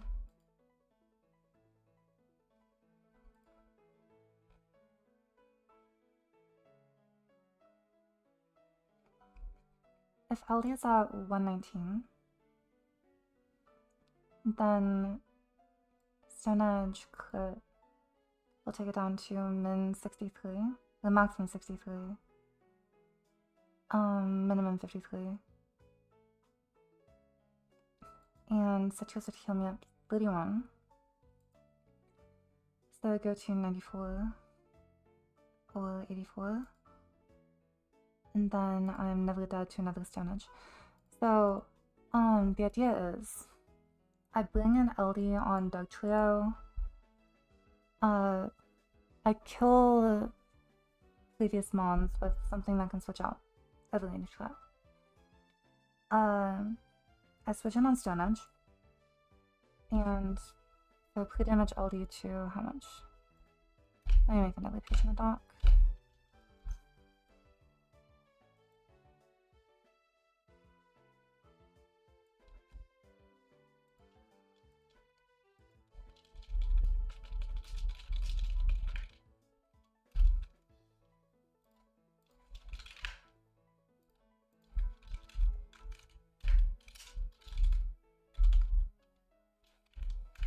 Oh, the rest isn't leaving.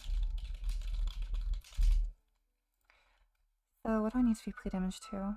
I need to make sure that Stone Edge always puts me into... Oh, no, I don't. I don't, because I can never... Oh, I know. If it mid-rolls into high roll, it could not collect my citrus. So... half plus 56, so 63 plus 56, so 118.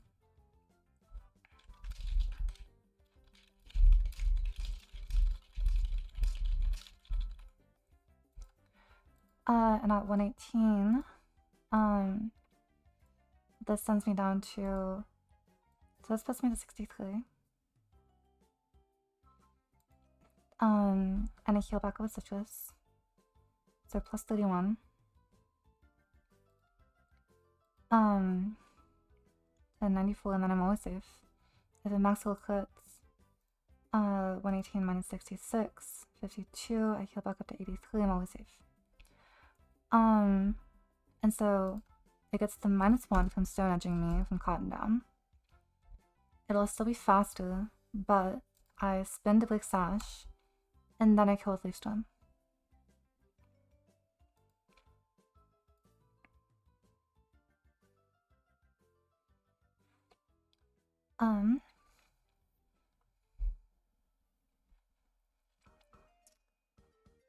So how am I handling Tangrowth?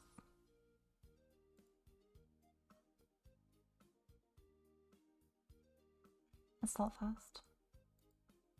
Of course you are.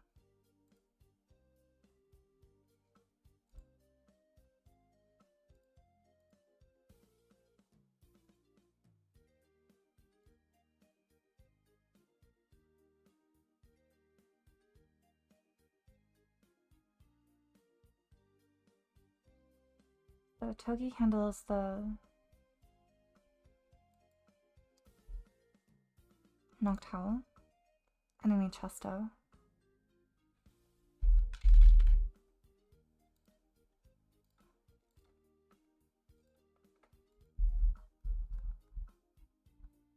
Although Blunder Policy does speed, doesn't it?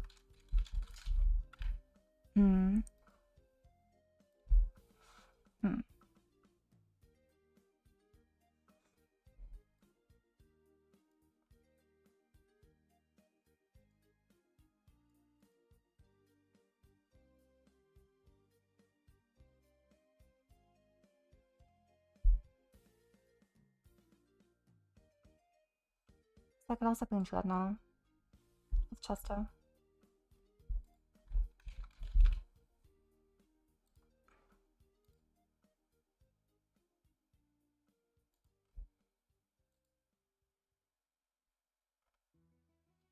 Although Heatwave could boon me.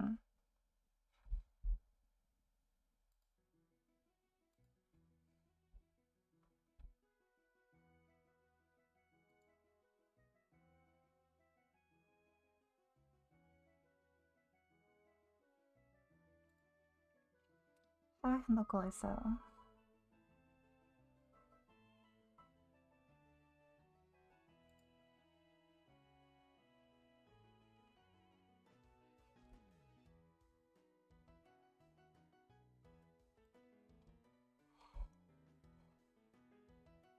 I just need to be able to handle first impression and then exit it out with emergency exit. So Magneton does that fine. I need to be faster. You can't handle first impression. You don't handle it well. So I probably need to be Magneton.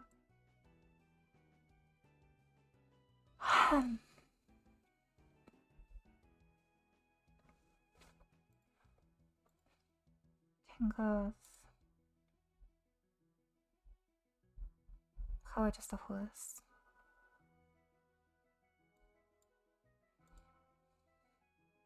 So then how the hell am I handling Scizor?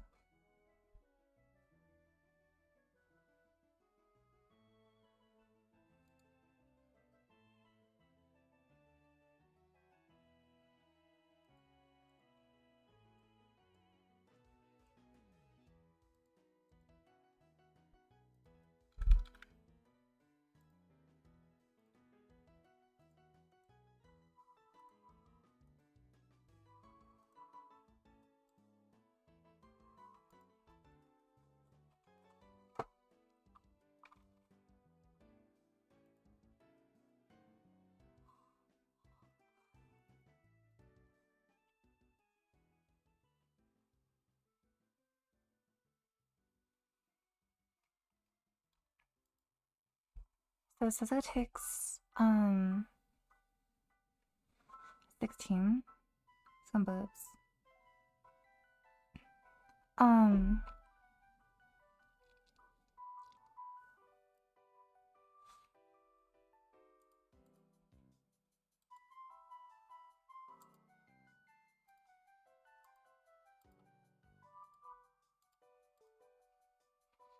Okay, can Nibithi knock off into Raptor?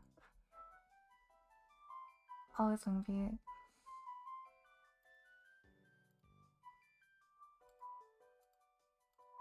Okay, even on -6. So I could lead with Raptor. Bait, dual wing beat, and a Togi. Get Burbs chip, get Fake Out chip. Burb says 32, go down to 99. And then Fake Out is 78. So it'd be like 91, 92. Let's say 92. A bit knock. Scheiße. I guess I don't want an item on this.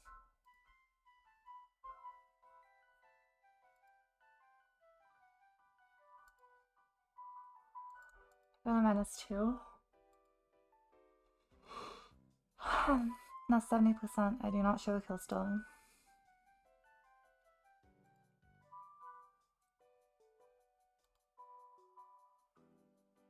Why do you do that much on a crit? Fuck you.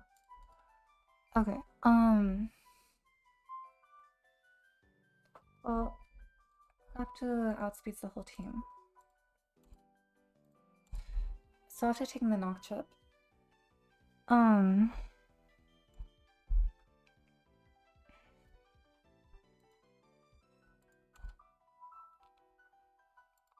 Bullet Punch is doing so much. Fuck.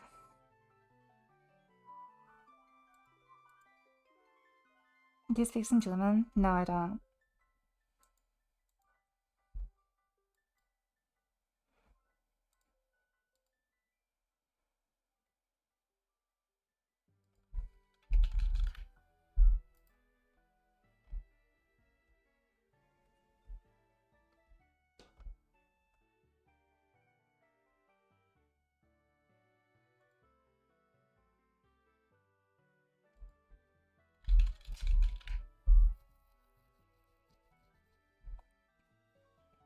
Eel can technically take first impression and trigger emergency exit, but it sucks at it.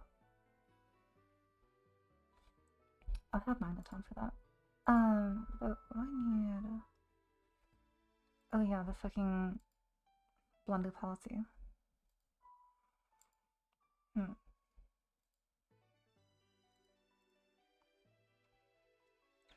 Okay, so I start off with an intem. I go howdy Kenzie J. So at -1, I'm always waiting dual wing beat.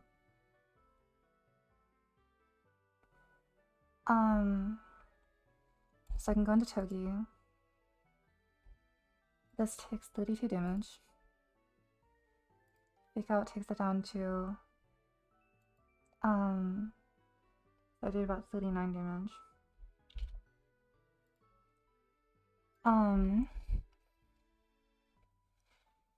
Maybe clicking knock. So I can go into itemless. Thank you for the follow, by the way. Itemless captive. At -2, this shouldn't do much.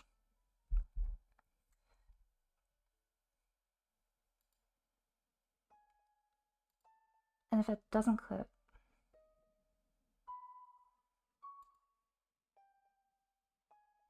it'll never be a bullet punching because I never see a kill with it. I never see a kill on it.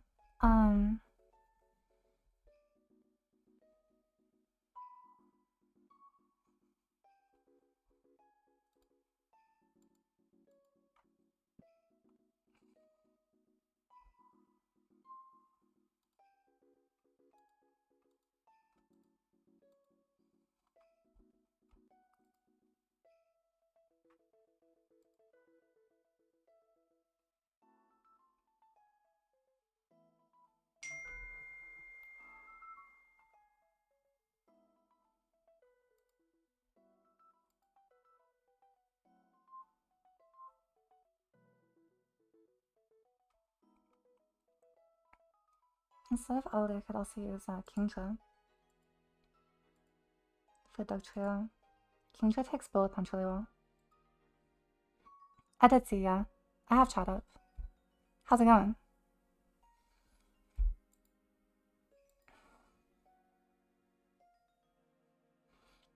I need to chip it a ton to get into Octazooka range though, which is pretty tough.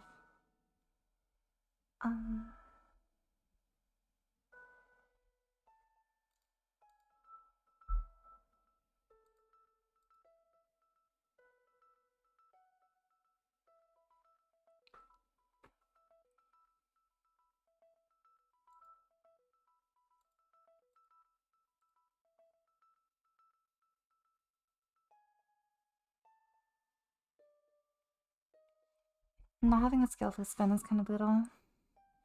Because it means I can't use Exca to like absorb bullet punch. And then Lapis Spin.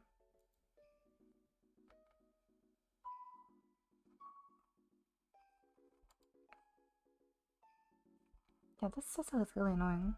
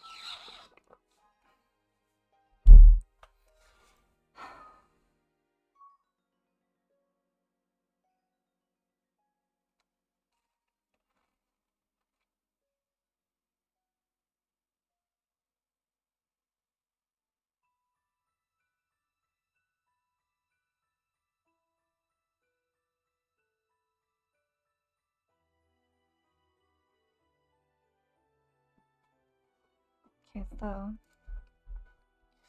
let's say lead with Clapton. And go directly into Togi. on the dual mute.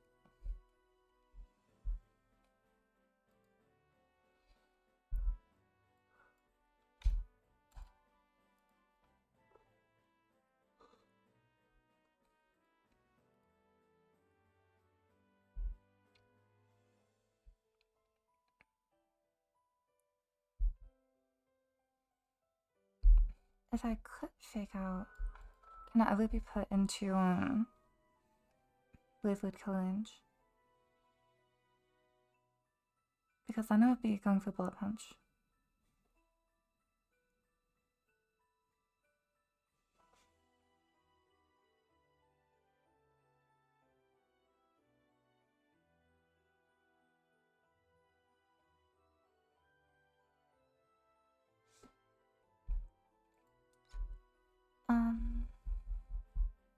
It'd be 44.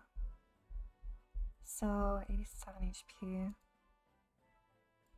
Okay, can never. Cause it would be, yeah, 44. Cool. So I come back into Lapter on Knock. And I wouldn't have an item.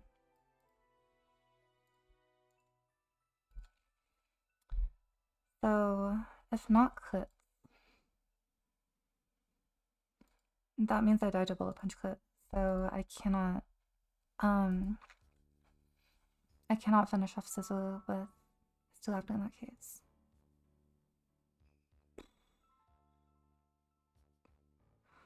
If it doesn't crit, I take 21 to 25. So I go down to 127 to 123. Let's say 127 so I can look at like max kills. Because I need to be in 94 to beat Dugtrio for the fast kill. Although nothing else sees kill, I think. 56.7. 56.7. Yeah, okay, so Dougie would be the only thing coming in next against Lapter, which is kind of nice.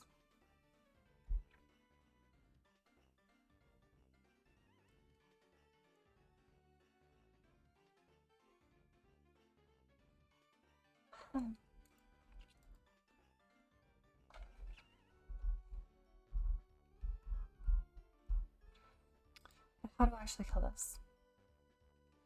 So let's say it's a 92. That's double boobs plus fake out.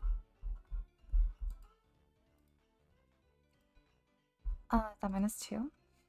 It's going for Wing Beat again. Go back into Togi. Do 32 more damage. Goes down to 60.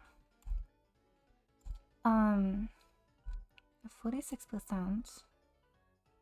Scheiße, I need so much more. Okay. So if I fake out again, goes to 53. It's knocking. I can go back into Lapter. I'll be a -3.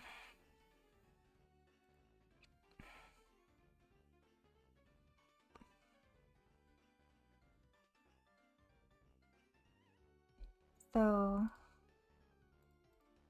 at the knock tile, I'll be going to 123 from the first one. 25. And then a -3 knock.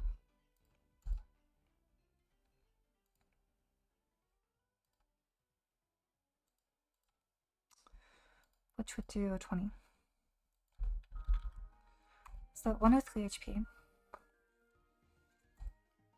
I'm faster than you, and I outdamage you. I'm faster than you and I kill. I'm faster than you and I outdamage. Because 84 over 103. 81.5%, so yeah, I outdamage this. So would be Dugtrio next. If I then kill with like Wing Beat, well, I guess Brave Bird would be necessary. And it's a 53. It would always be bullet punching. Which, if it crits, can do so fucking much.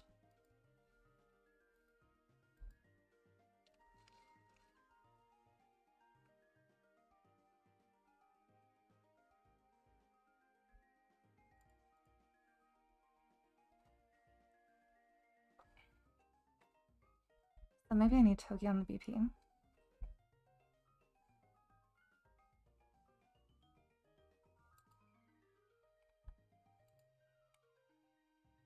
Well, maybe I go this. Slow damage. Slow damage. Slow damage.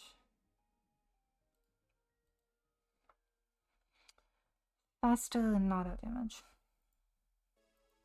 So Kingdra can switch into BP, but unfortunately would not bait in Darktra next.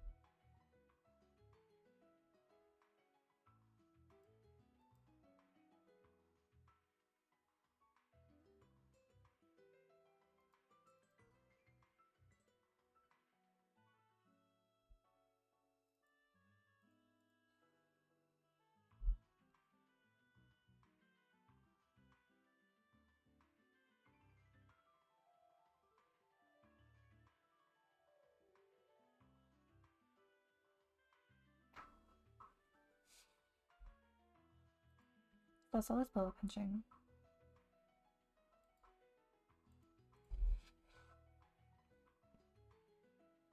I can go into Toki for some chip. 16 more. Go down to 37.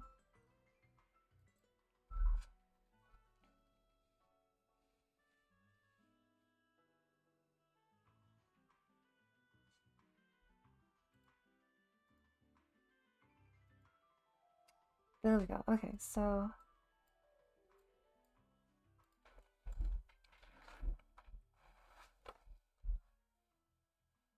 I think this is the play.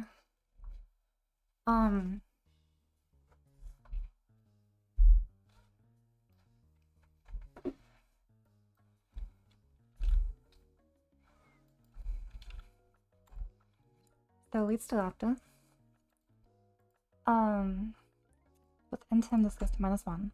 This is always clicking dual and beat. Island Burbs do 131 over 8, so 16 damage. Really having fun with this puzzle. I mean, it's kind of interesting. Like, I think I have a solve, but I do need to figure out the fucking knocked out, which is annoying.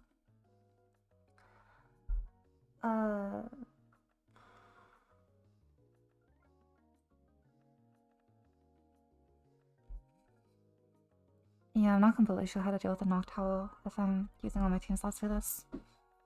But we'll see, we'll see. And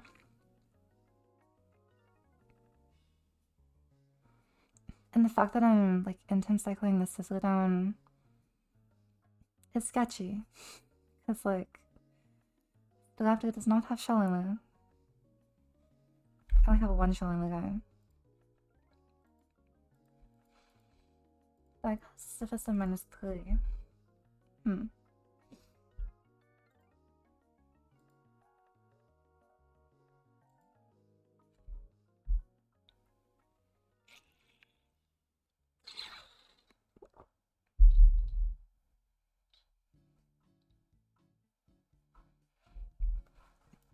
Yeah, the stupid fucking bullet punch.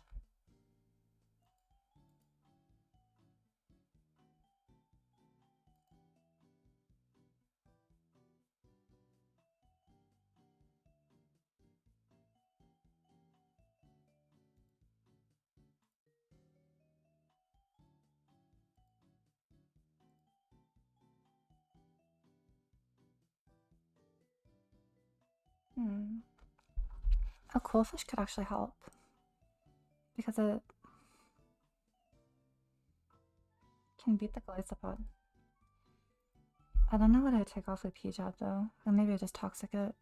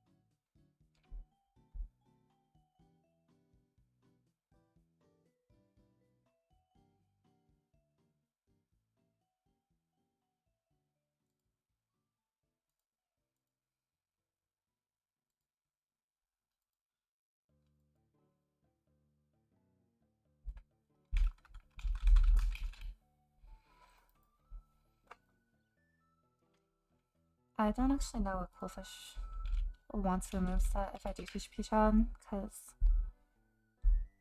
Waterfall and Aqua Jet and Toxic all seem kind of too good to take off. And of course SD. I guess I'm not exploding in this split. I don't see a use case for SD, so I can just take off. I can take it off and then get explosion back. Could be a move. So I could take Poison Jab and see how this does. I mean, I can do like Magneton. I'll be able to lead with Coolfish, with Citrus.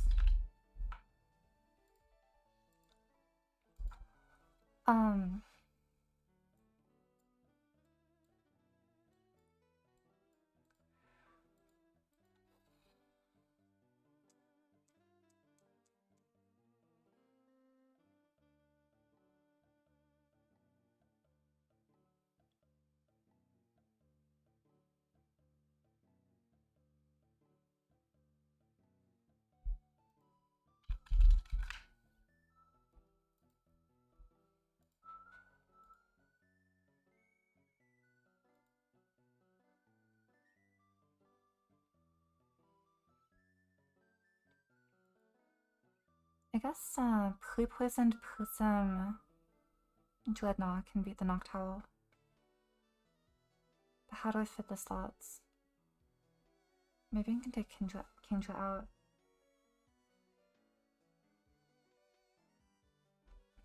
But yeah, like That would risk a double crit into Laughter, like knock off on the switch into BP crit.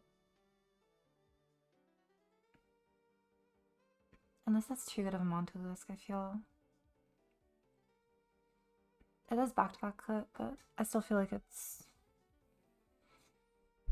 not quite good enough.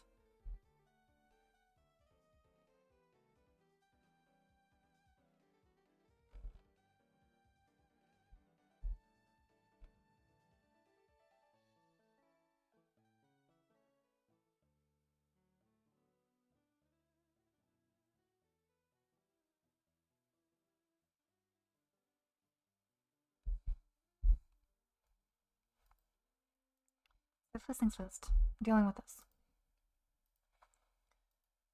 Lead Qwilfish, Big-Wing Beat, and a Togi, and Fake Out. You go down to 92.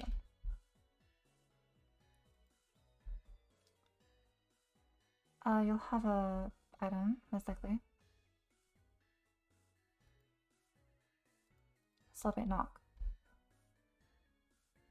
Into Lapta.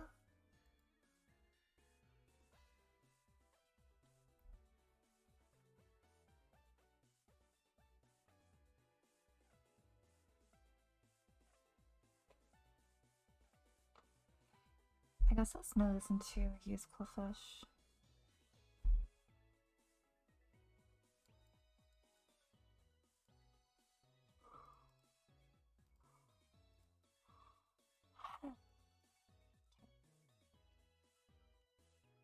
Let's say it does crit knock. And I'm really sad.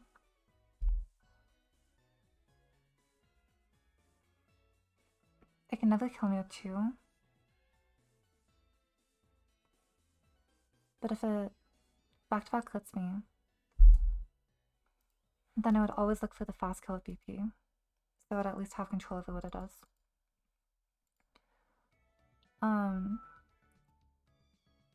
So in an unusual case, it's dual wing beating again. Dual wing beating again. I go to Togi, goes down to 60, and then 53 from Fake Out.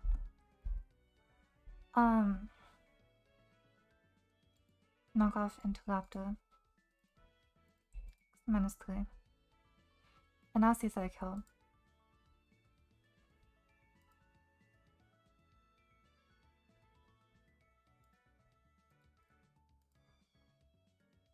So 21 to 25. 17 to 20. So 38 to 45 on Lapta. So 103 to 110 is what I'll be at. Which means I can never go for Brave Bird to kill.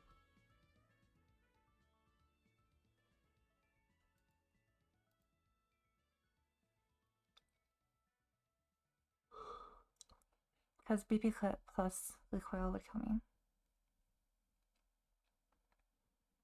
Recoil at this range would be 16.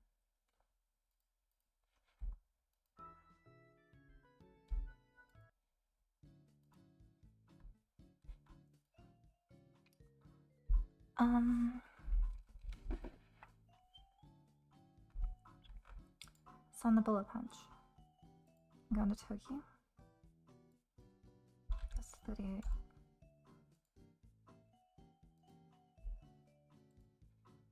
And 31 from Fake Out.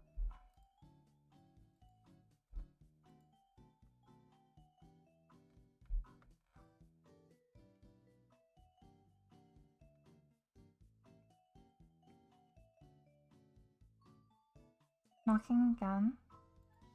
I can go into Itemless Kingdra. Take the Bullet Punch. Kill a Flip Turn. Flip Turn into Lapta. Lapta baits Dugtrio.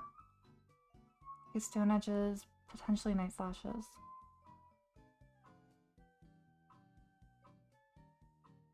Can I ever Hone Claws?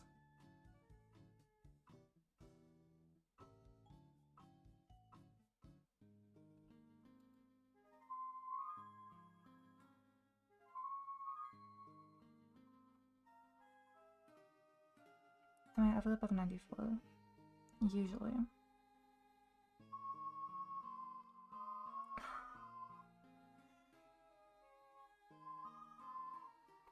But if I play Damage Collector, then I'm not living 2 knockoff crits, and I can only switch in once.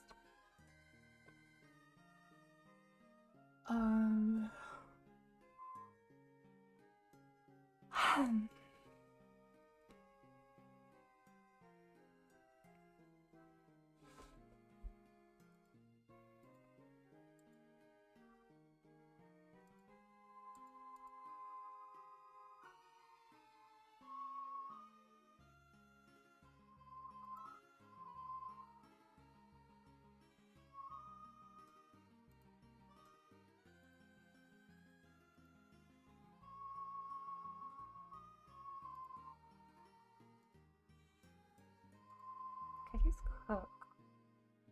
Does cookies still for anything else? Great leaf stone.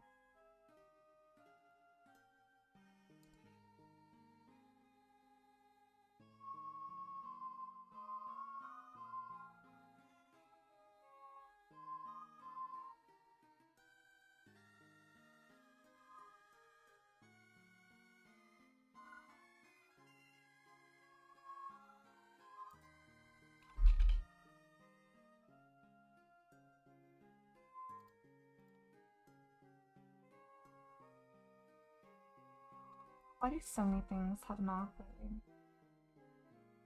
I'm gonna go to the bathroom.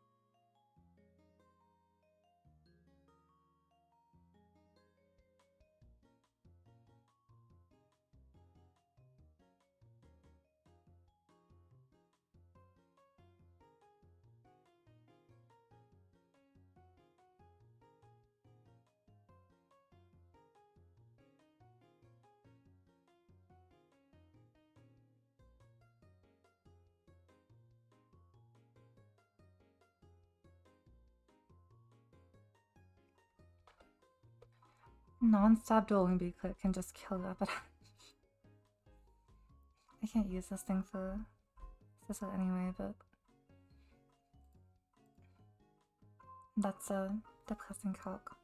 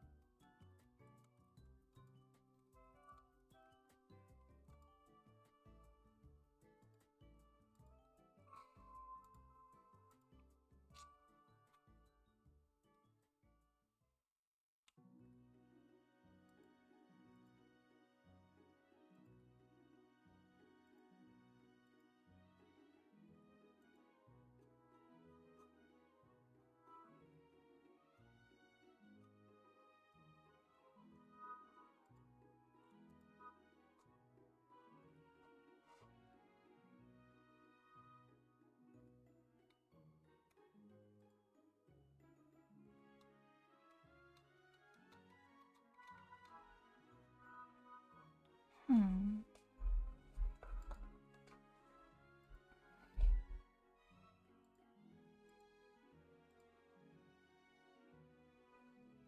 What if? What if I lead Raichu with something that beats U-turn? Go into Yanmega. Yanmega never beats this because I fast out damage.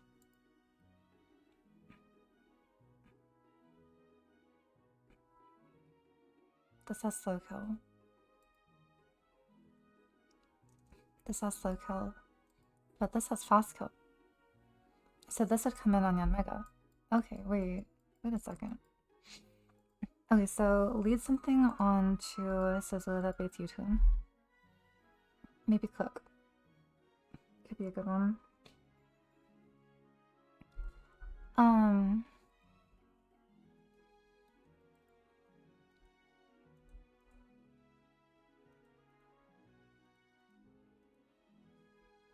Because I got the end tone.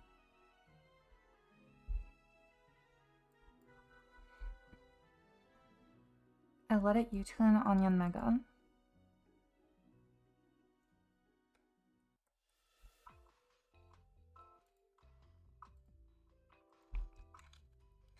And -1 is doing 18 to 22.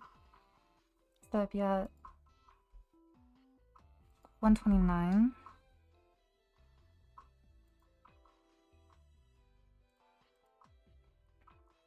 And yeah, so Dugtrio always has fast kill. This is slower. This is slower. This is slower. Yeah, Doug is the only thing with fast kill with Stone Edge. And I can eliminate the Dougie with Aldi.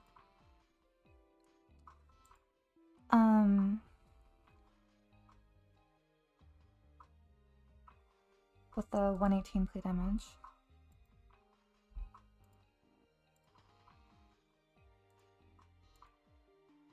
So Stone Edges drops to -1 speed. Stone Edges again, or might Hone Claws as I Rapid Spin to Blink Slash. And then I Leaf Swim. And I always kill.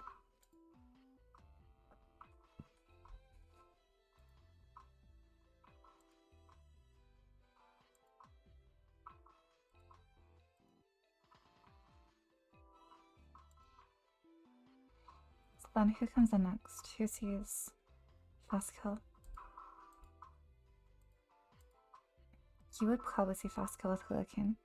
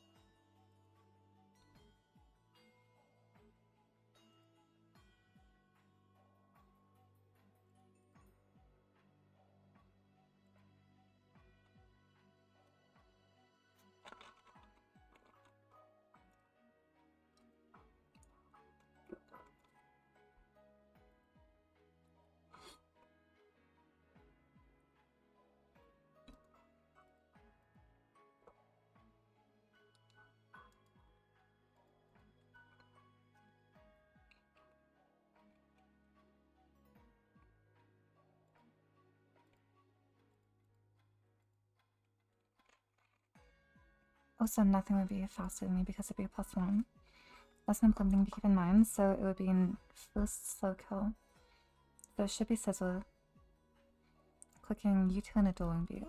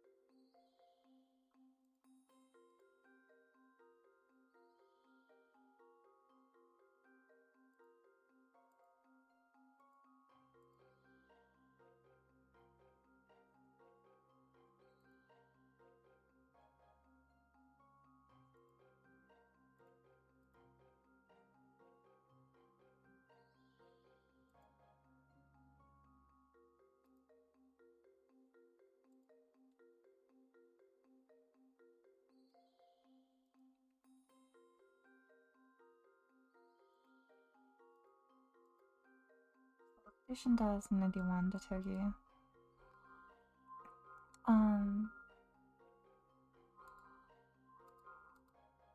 So every U-turn puts it into range.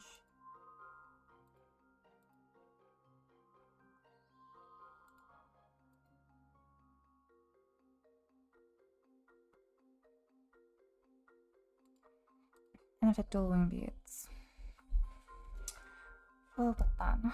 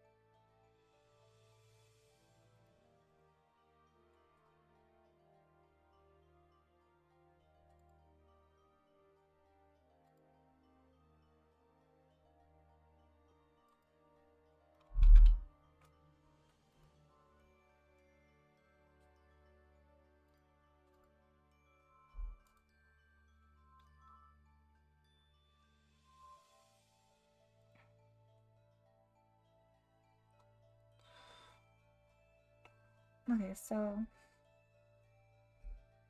lead cook. The 2 turns out on my go.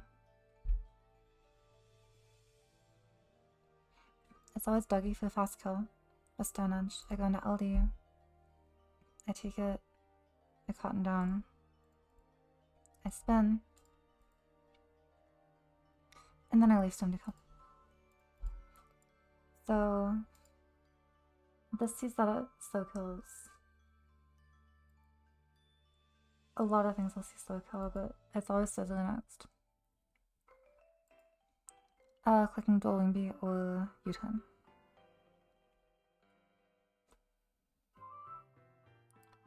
I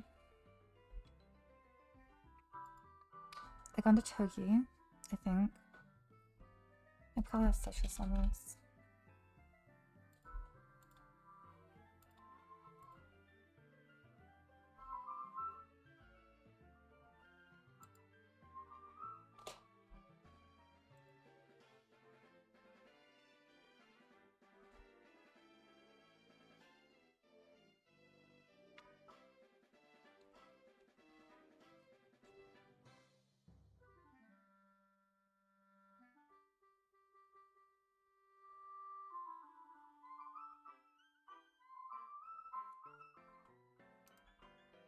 So if it dual wing beats into Togi, and it goes down to 92 to fake out, and then it'll be knocking off.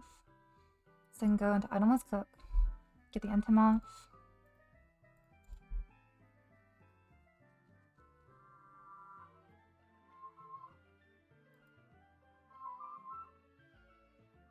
And then it's gonna U-turn again.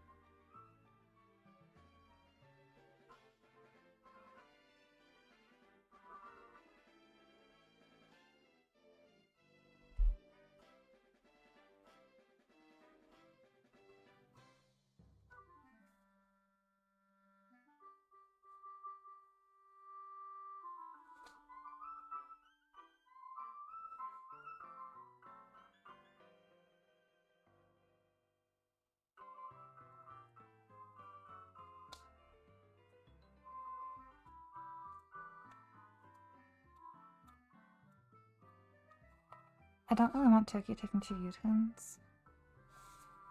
But if U-turns out on Mega, who's this something? So I've taken 2 metas on U-turns. It's like 24 to 29%. So I'm like 71 to 74%. Oh.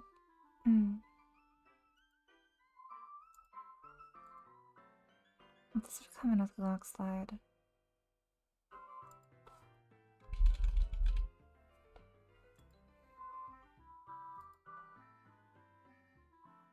Even with muscle, I don't quite clock. And the Legion sticks at a wing beat. So that kind of sucks.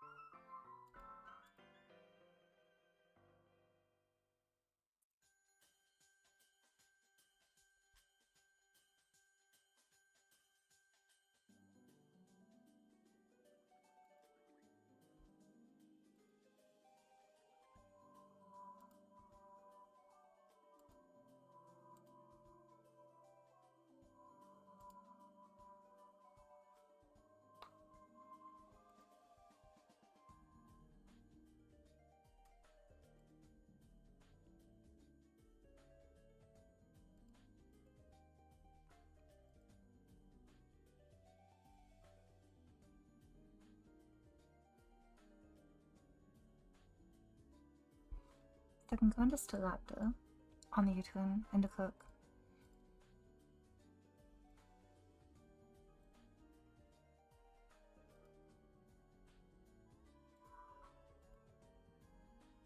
But it puts me at risk for Hurricane's Cut.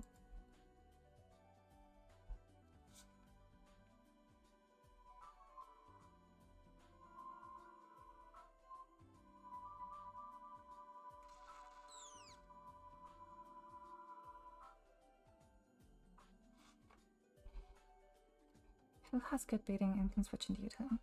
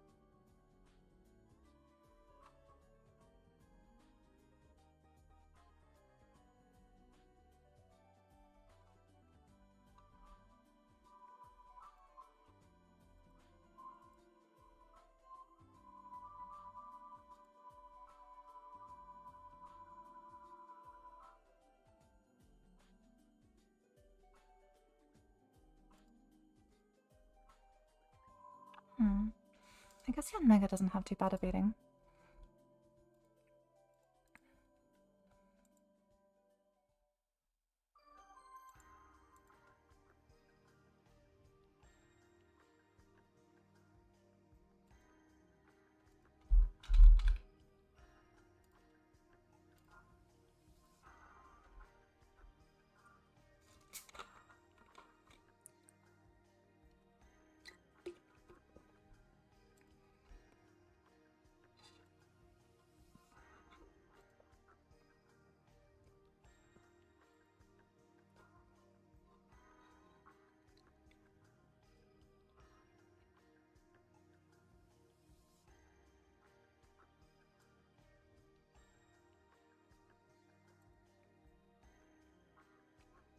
Goliath Potter come in with Log Slide Slow Kill.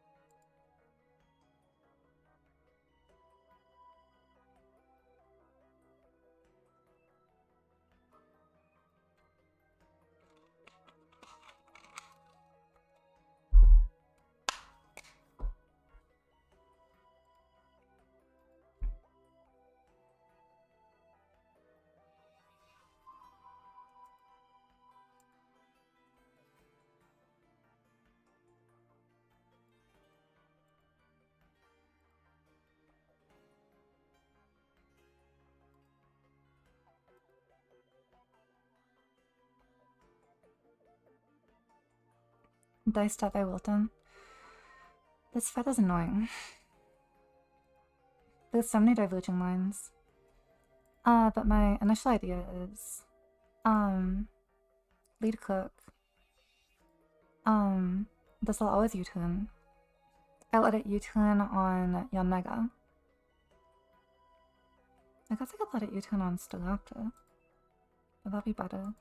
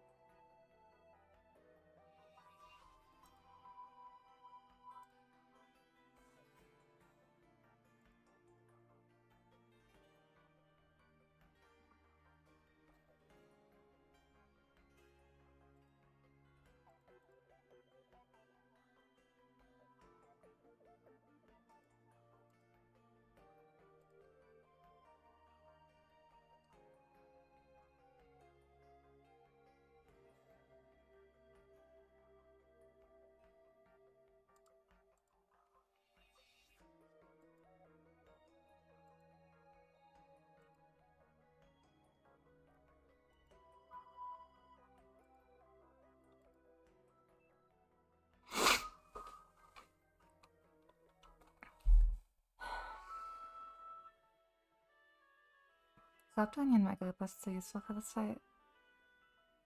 I don't know if I want to bring one or both. Because does Raptor ever not beat Dugtrio if I let it U-turn? So it'd be -2. So usually U-turn does like 11 to 13.5%.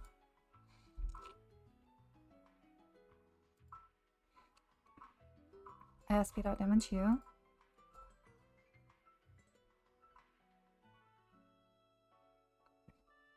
I speed and kill you.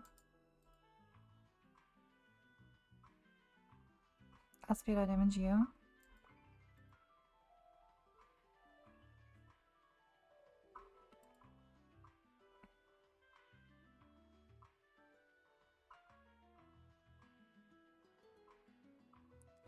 Well, the problem is he wouldn't see necessarily a Stone Edge kill. I needed to go for Stone Edge this turn, and I don't want to play damage Raptor. So yeah, I think I do use Yanmega for the catching U-turn. So lead cook, get Yanmega to catch the U-turn. And even with a crit, I'll go down to 67.6%. Can anything kill me from there? This has slow kill, but this has fast kill. So it's always Dugtrio with Stone Edge. I'm going to LD. It's Stone Edges. I spin Big Sash, and after Cotton Down plus spin, I'm faster. And I can kill with Storm. So then Sizzle comes back out, and it sees either U-turn or Dual Wing Beat. On this, I can go into Togi, I think.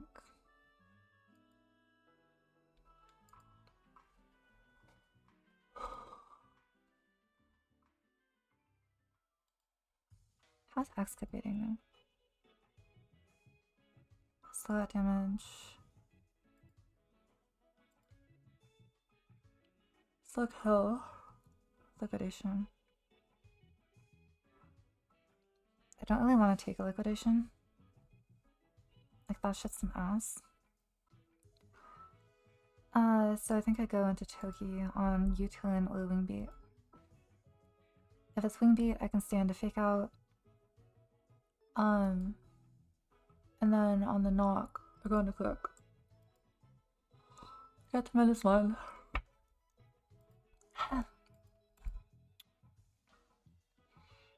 And I'll try to U-turn again. Drill killing Scissor into Extant Goalie. Does it exit Goalie? I guess it was Hearthstone.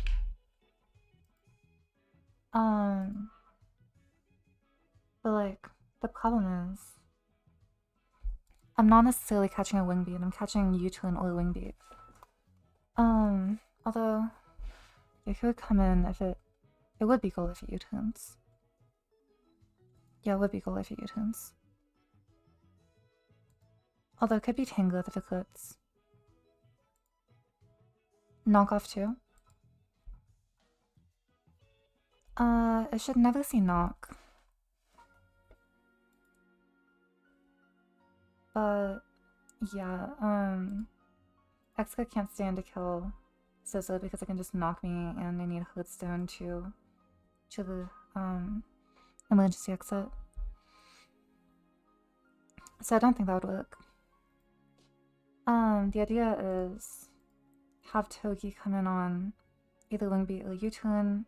If it U-turns, then it should be Goalie, because Goalie will see liquidation kill. And then Fega Zing Zap triggers exit. And if it dual Wing Beats, then I get a lot of chip. It takes it down to 92 after Fake Out. It'll knock into Itemless Cook. Get a -1, and then it'll U-turn again into Yanmega. Early stream. Yeah, I woke up at like 5 AM today. I've actually been changing my sleep schedule, so I'm probably gonna be streaming like during morning / early afternoon nowadays, because that's when I'm actually gonna be awake. It used to be I was staying up until 7 AM-ish, and then waking up around 2 PM. But yeah, nowadays I'm waking up around like 5:30 AM and going to bed around like 10 or 11. So I've actually changed my sleep schedule. So feels good.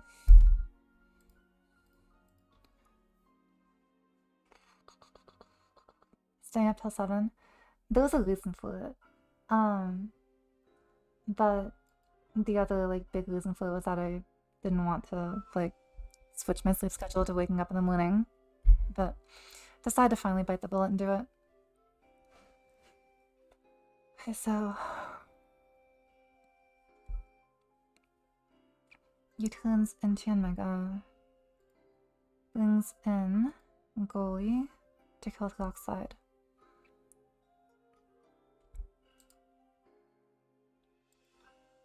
I could go back into Togi to like converge the lines, maybe.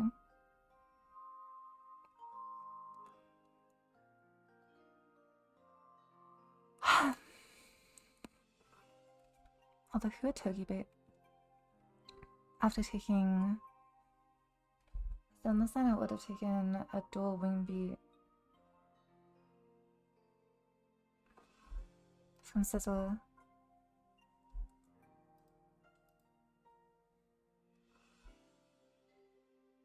It's like 22. In the long slide, it's like 25-ish.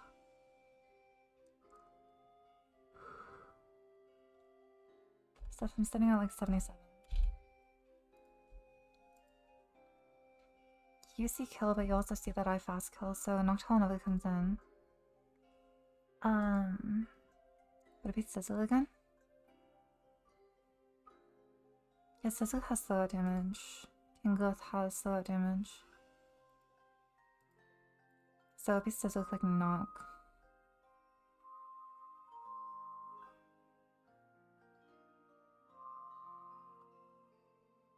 I don't love that.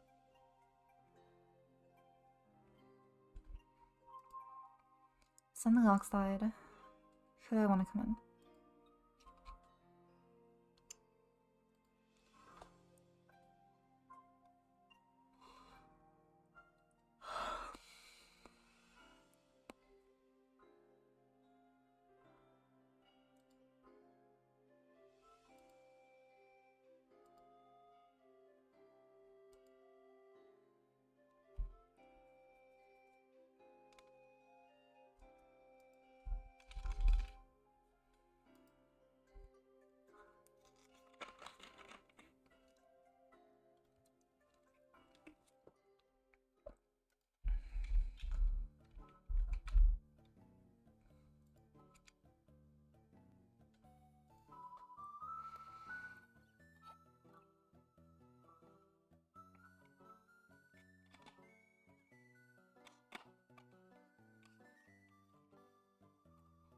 I gotta exit with Hoodstone.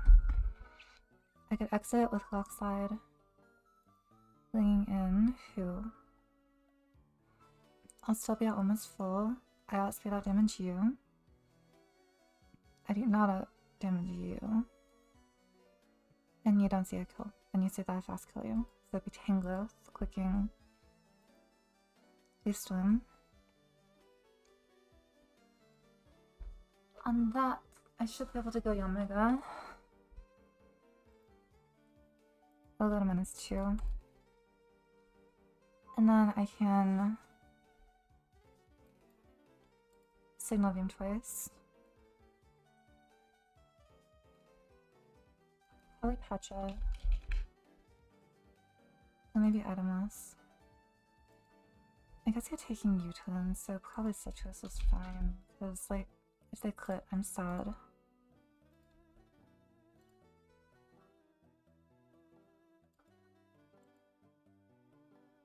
I mean, you're taking -1 U-turns. But if you get back-to-back clit...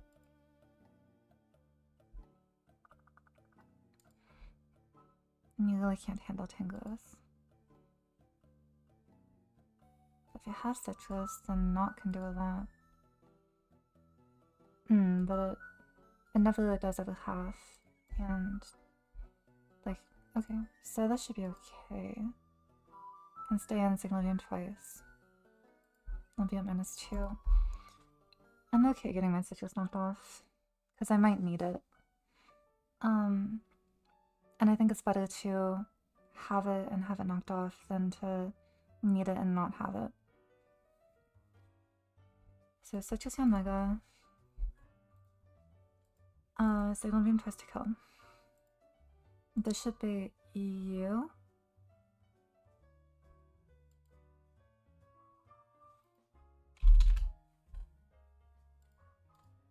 Well, no. Because 66 plus 64. It'll see that I fast kill. Blitzpot will see that I fast kill, so it won't come in.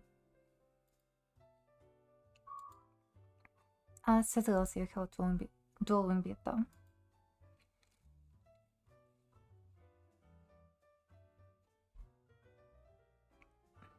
Potentially other moves, but usually dual wing beat.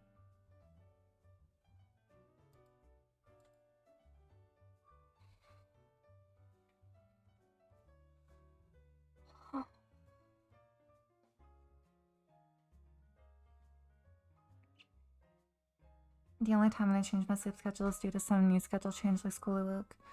Yeah, for me it's like this is the second time I've moved in the last year. And so I've not had a really set routine in a long time.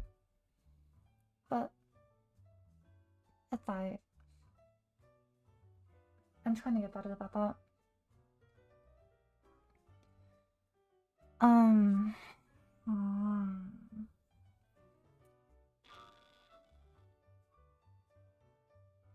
There's so many ways this could go wrong.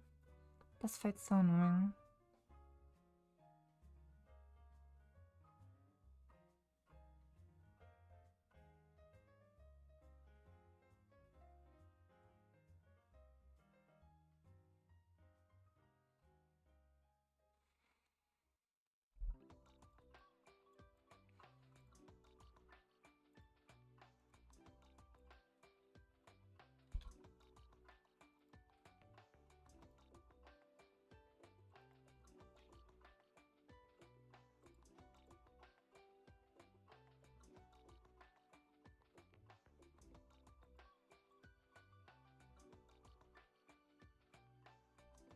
I could go to click on the knock and then kill with high horsepower.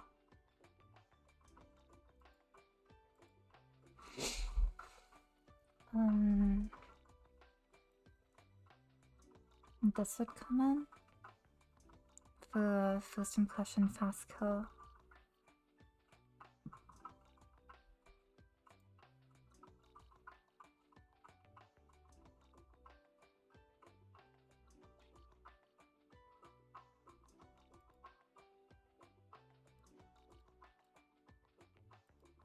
Go with Wing Beat. Yeah, just beat this left and I can Tailwind.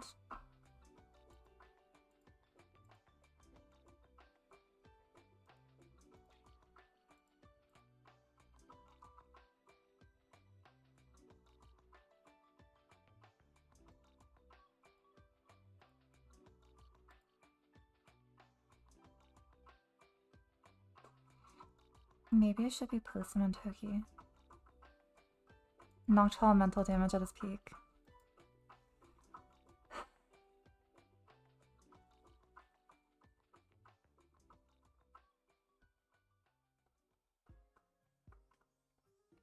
This is a fun battle.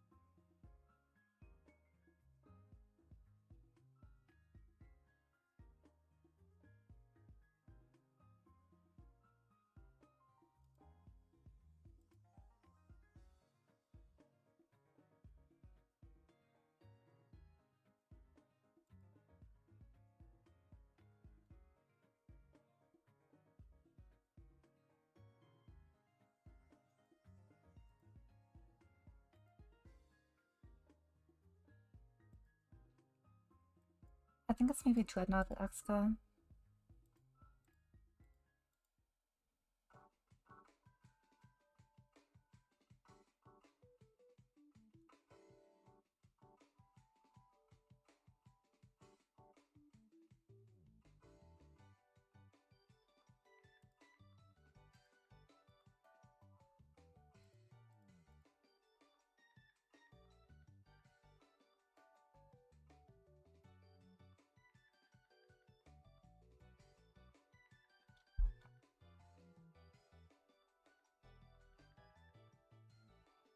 Why is this thing allowed to have fucking Hypnosis, Hurricane, and Heatwave with Tintabons? Before Lungs. Why? Just...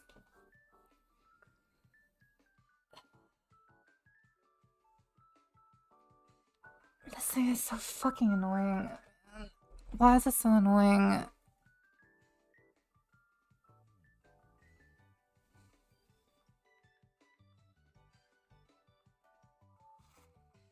Like...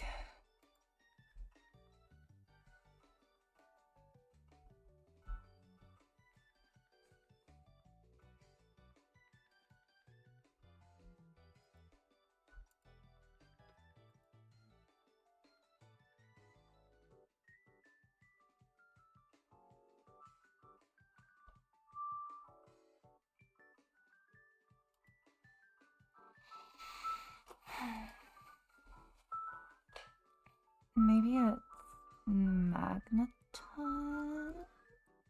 Taking the first impression, baiting Heatwave, play damage to 72 plus 26 and 98.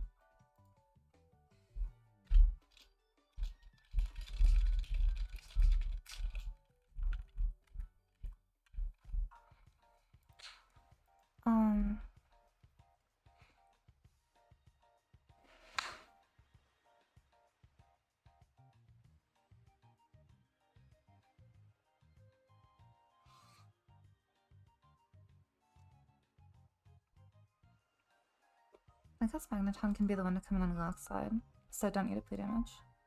14 plus 26, 40, 71. Okay, so I don't need to play damage Magneton.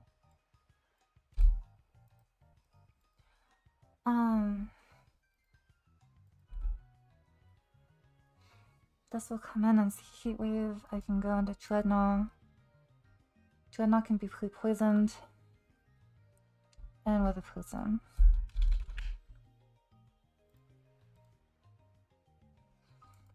Okay, I'm gonna go pee.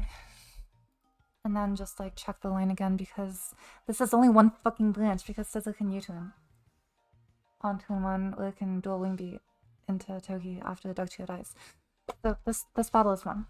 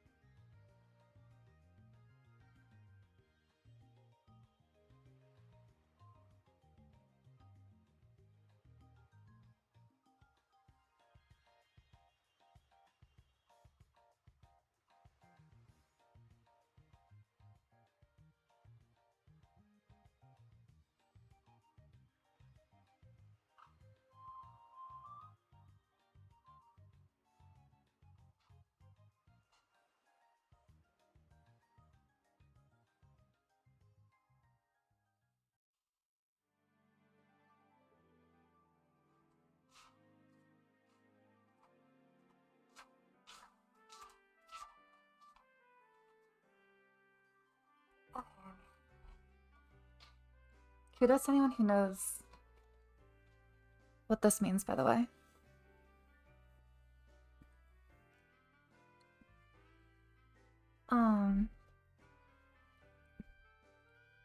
If you are a fan of Star Wars, you might be able to get it. So...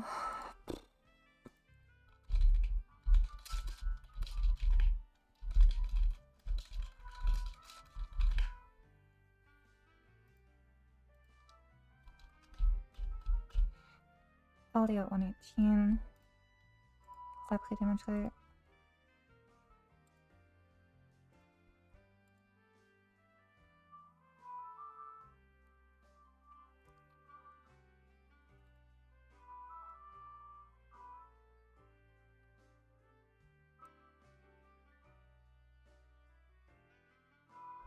Isn't it 119? 63 plus 56, 119.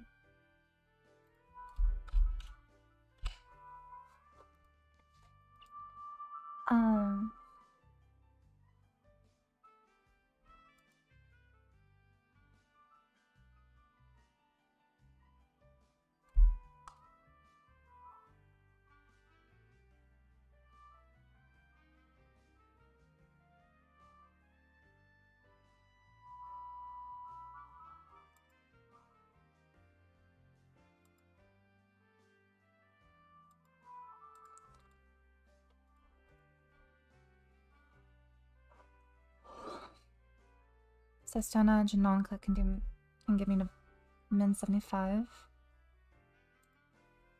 Yeah, 119 minus 44, so 75. I can never do more than 75. And then at 119, this takes me down to 63, which collects my citrus.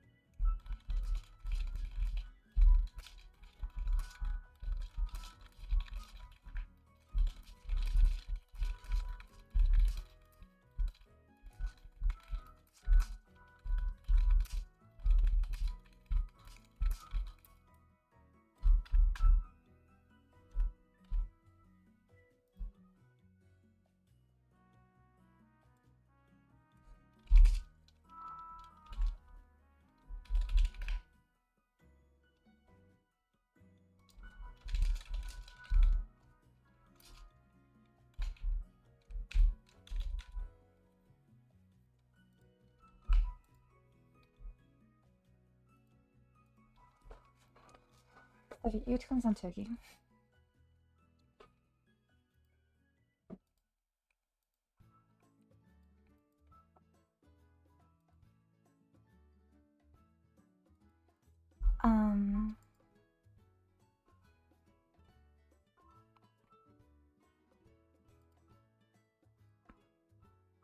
Bullet's paddle is physical. What's liquidation?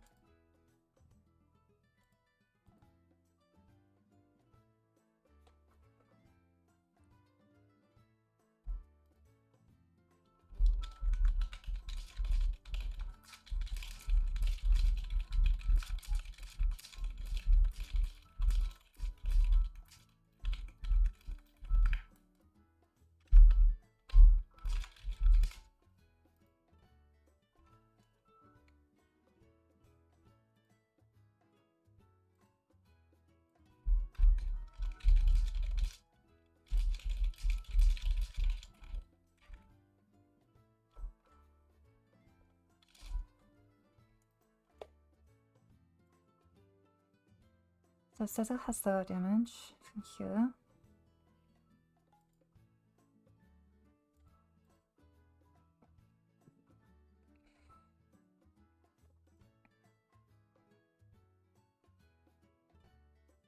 But knock.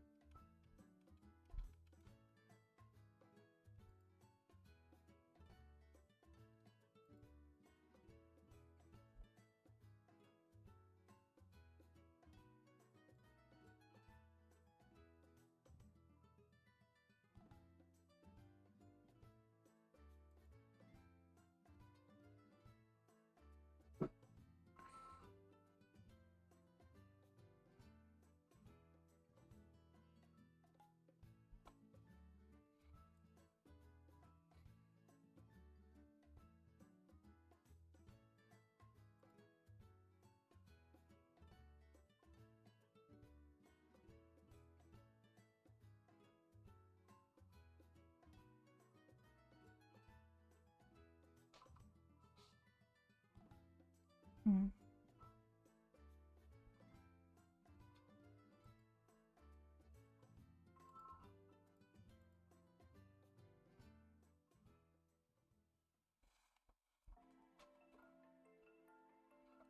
Actually, I think I bring Magneton in that case.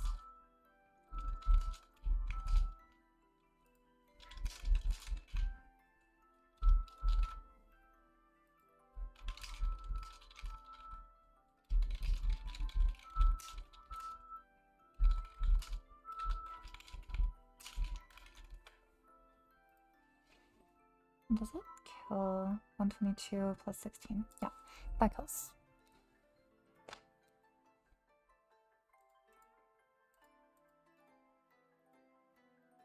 Switch in the knock. Table, take another knock.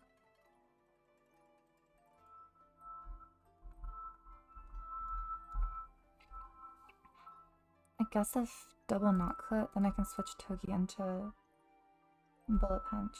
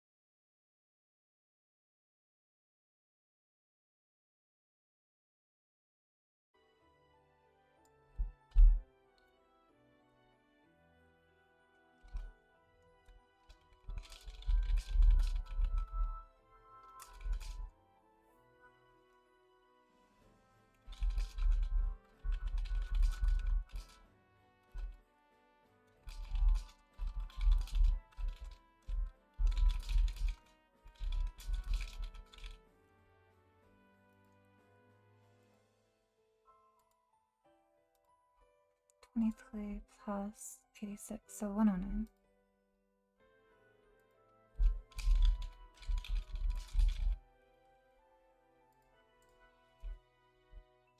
Oh, it'll be -1. God fucking.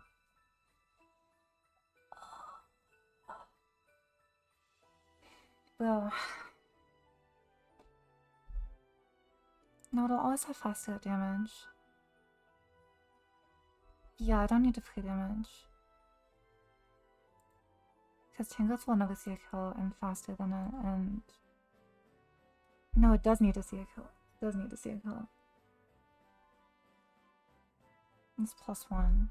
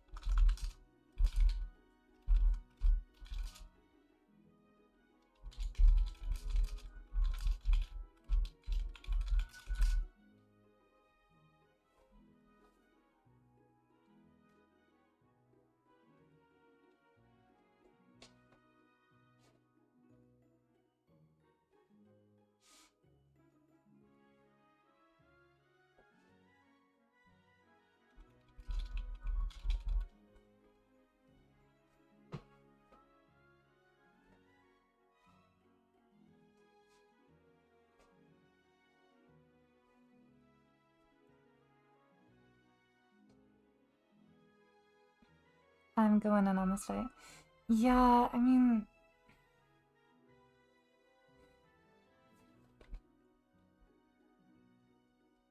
I kind of usually do this. But usually it's a lot simpler, you know?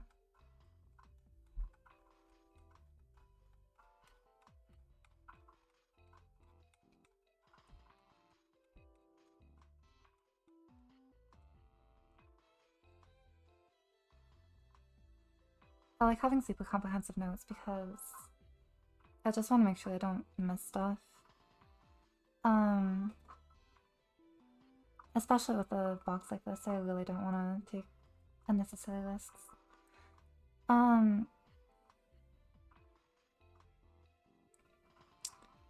There's a chance that I might have to like sack Dreadnought in this fight. Small chance. Shit's gonna be 100 pages, probably more. I mean, it's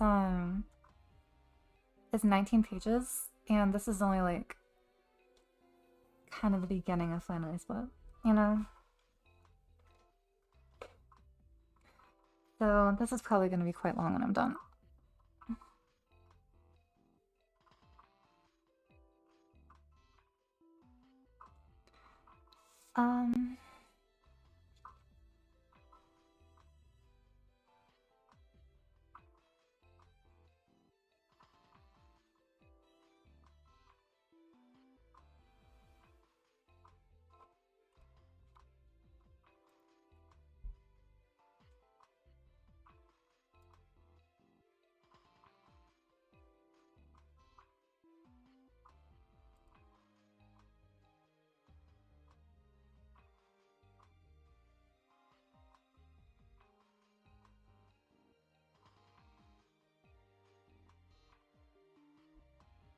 Do you eat these notes after the run is done? I definitely will. I mean, it's a Google Doc, so there's no reason not to.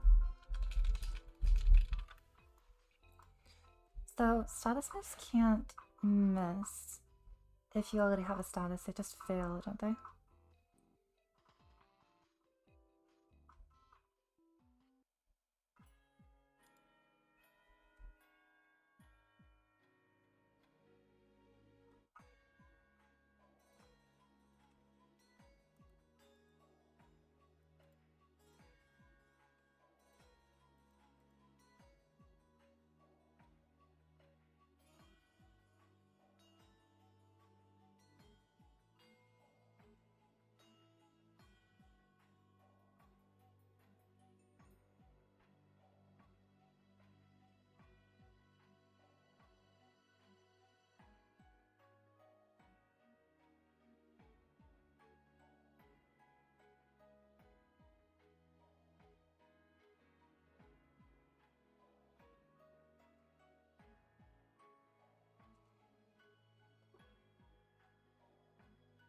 So, if I'm pre-poisoned, can, can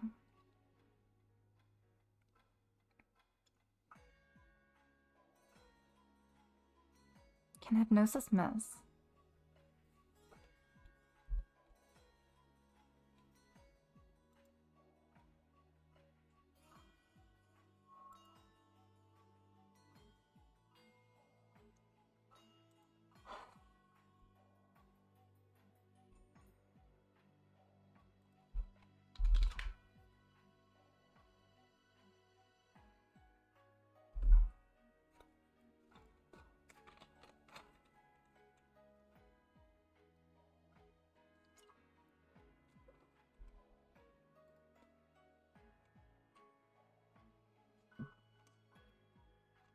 Donphan?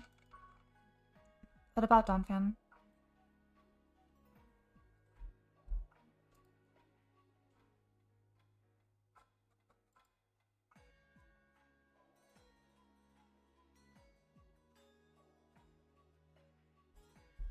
It's cute. It is cute.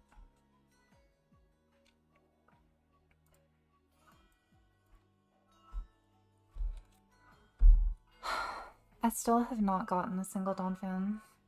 I really want it. It looks fun, but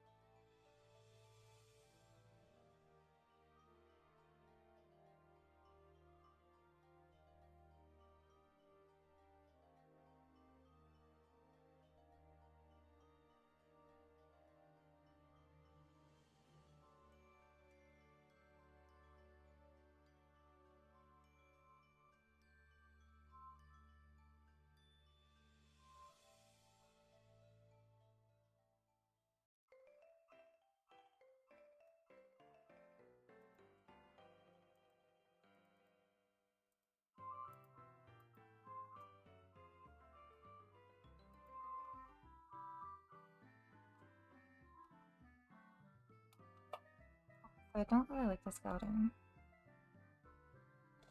Because of Dreadnought.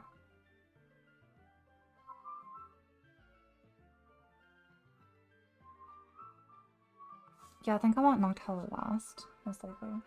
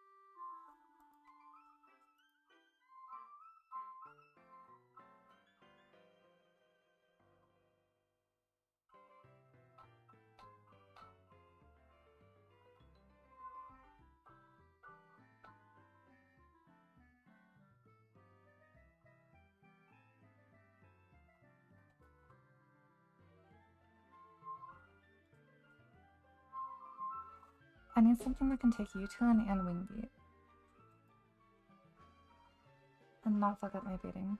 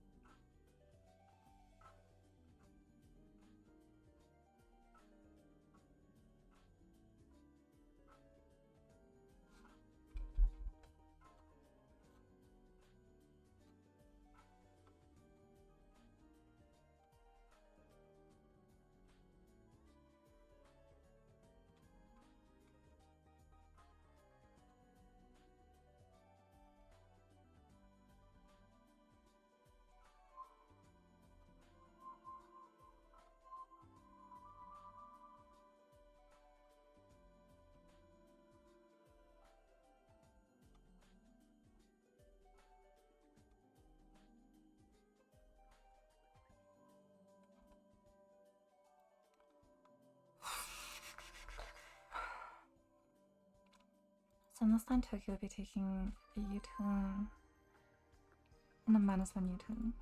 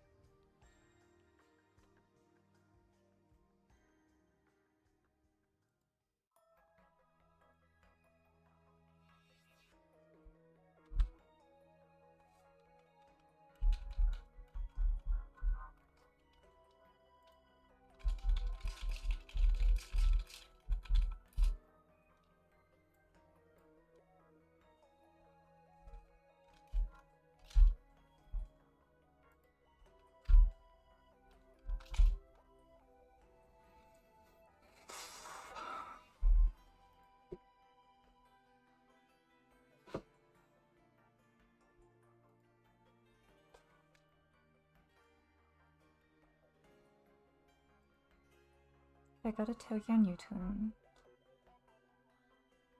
Yeah, I mean, this fight is really fucking scary, so I don't want to half-ass the planning. Because, there's so many diverging lines because of Sizzle U-turn.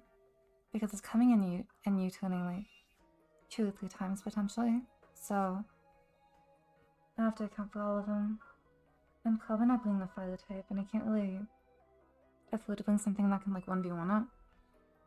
And my only fire type just straight up dies to dueling B crit. And even itemless dies to knock off into BP. If it back-to-back crits.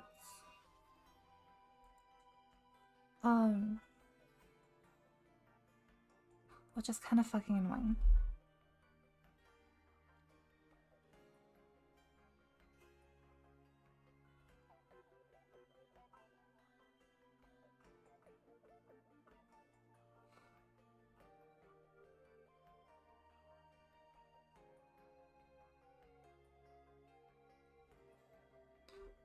Okay, so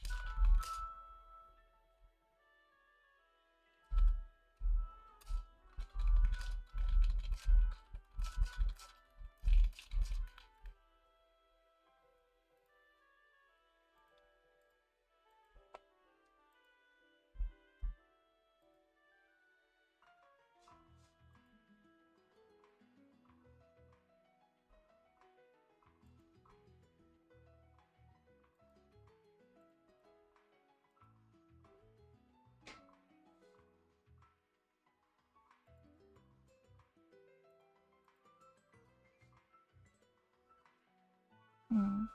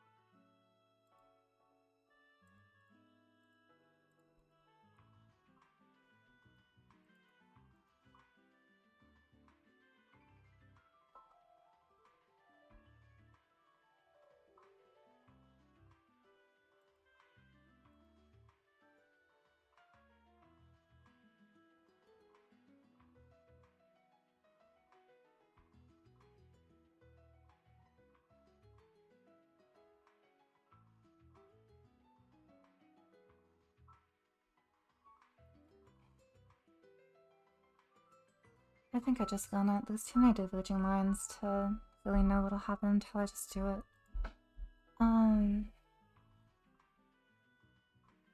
If shit goes really bad, I can have some deaths. Like,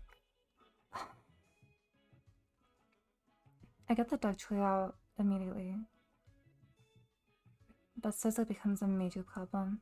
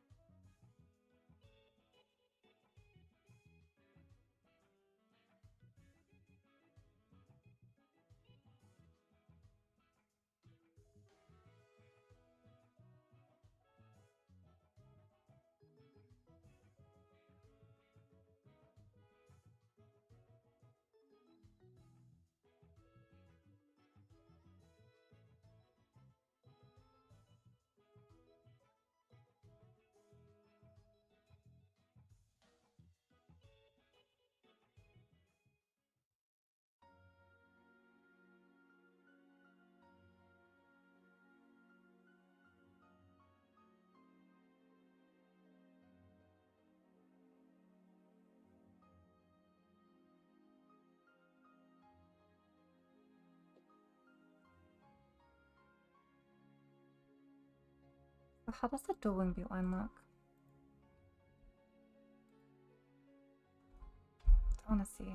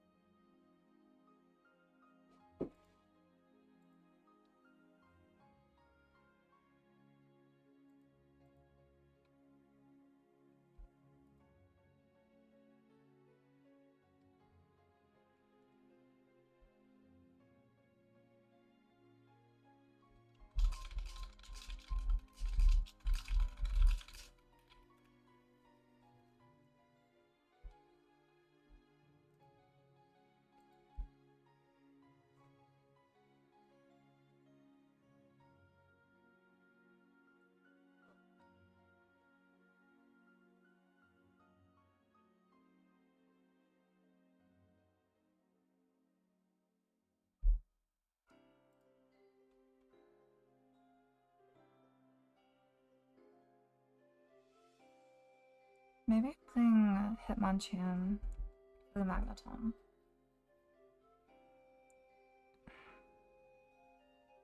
So if it U-turns...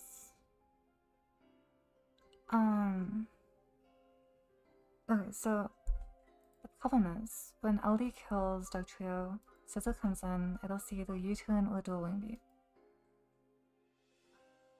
And there's no way of knowing which one.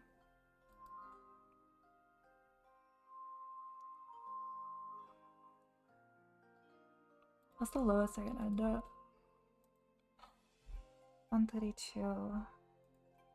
I'll be at 118, so 150. Good.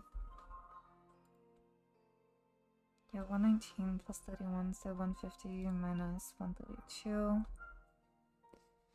Lowest I can end up is 18. So it can technically be like fully random move. Fuck me, I guess.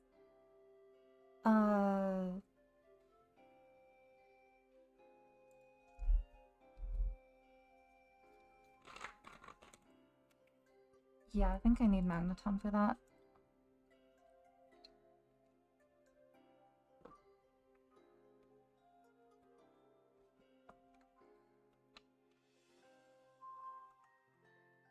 Stonage double cut isn't even like super fictional.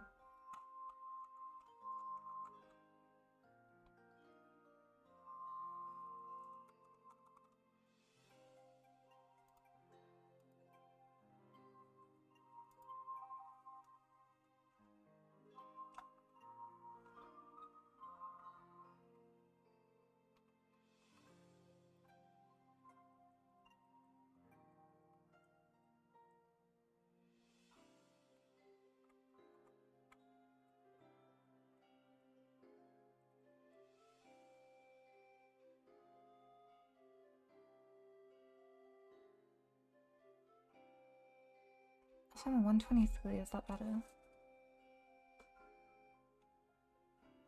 No, it's not, because the 59 will. Can take me to 64.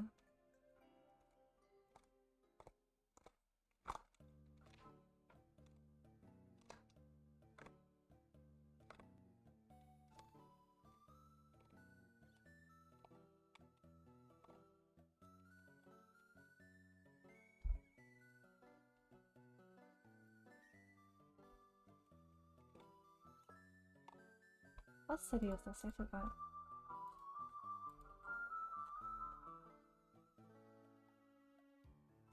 Oh, Vind. Or no, this isn't Vindish.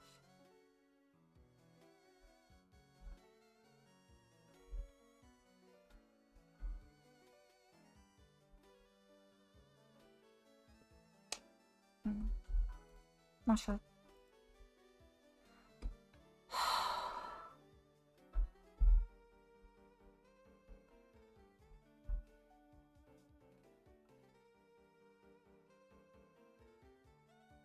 Honestly, I think I'm gonna get off for now. This is... I don't want to overthink myself out of something simple here. Yeah, I think it's best if I come back at this later with a fresh mind. So I'm just gonna get off now.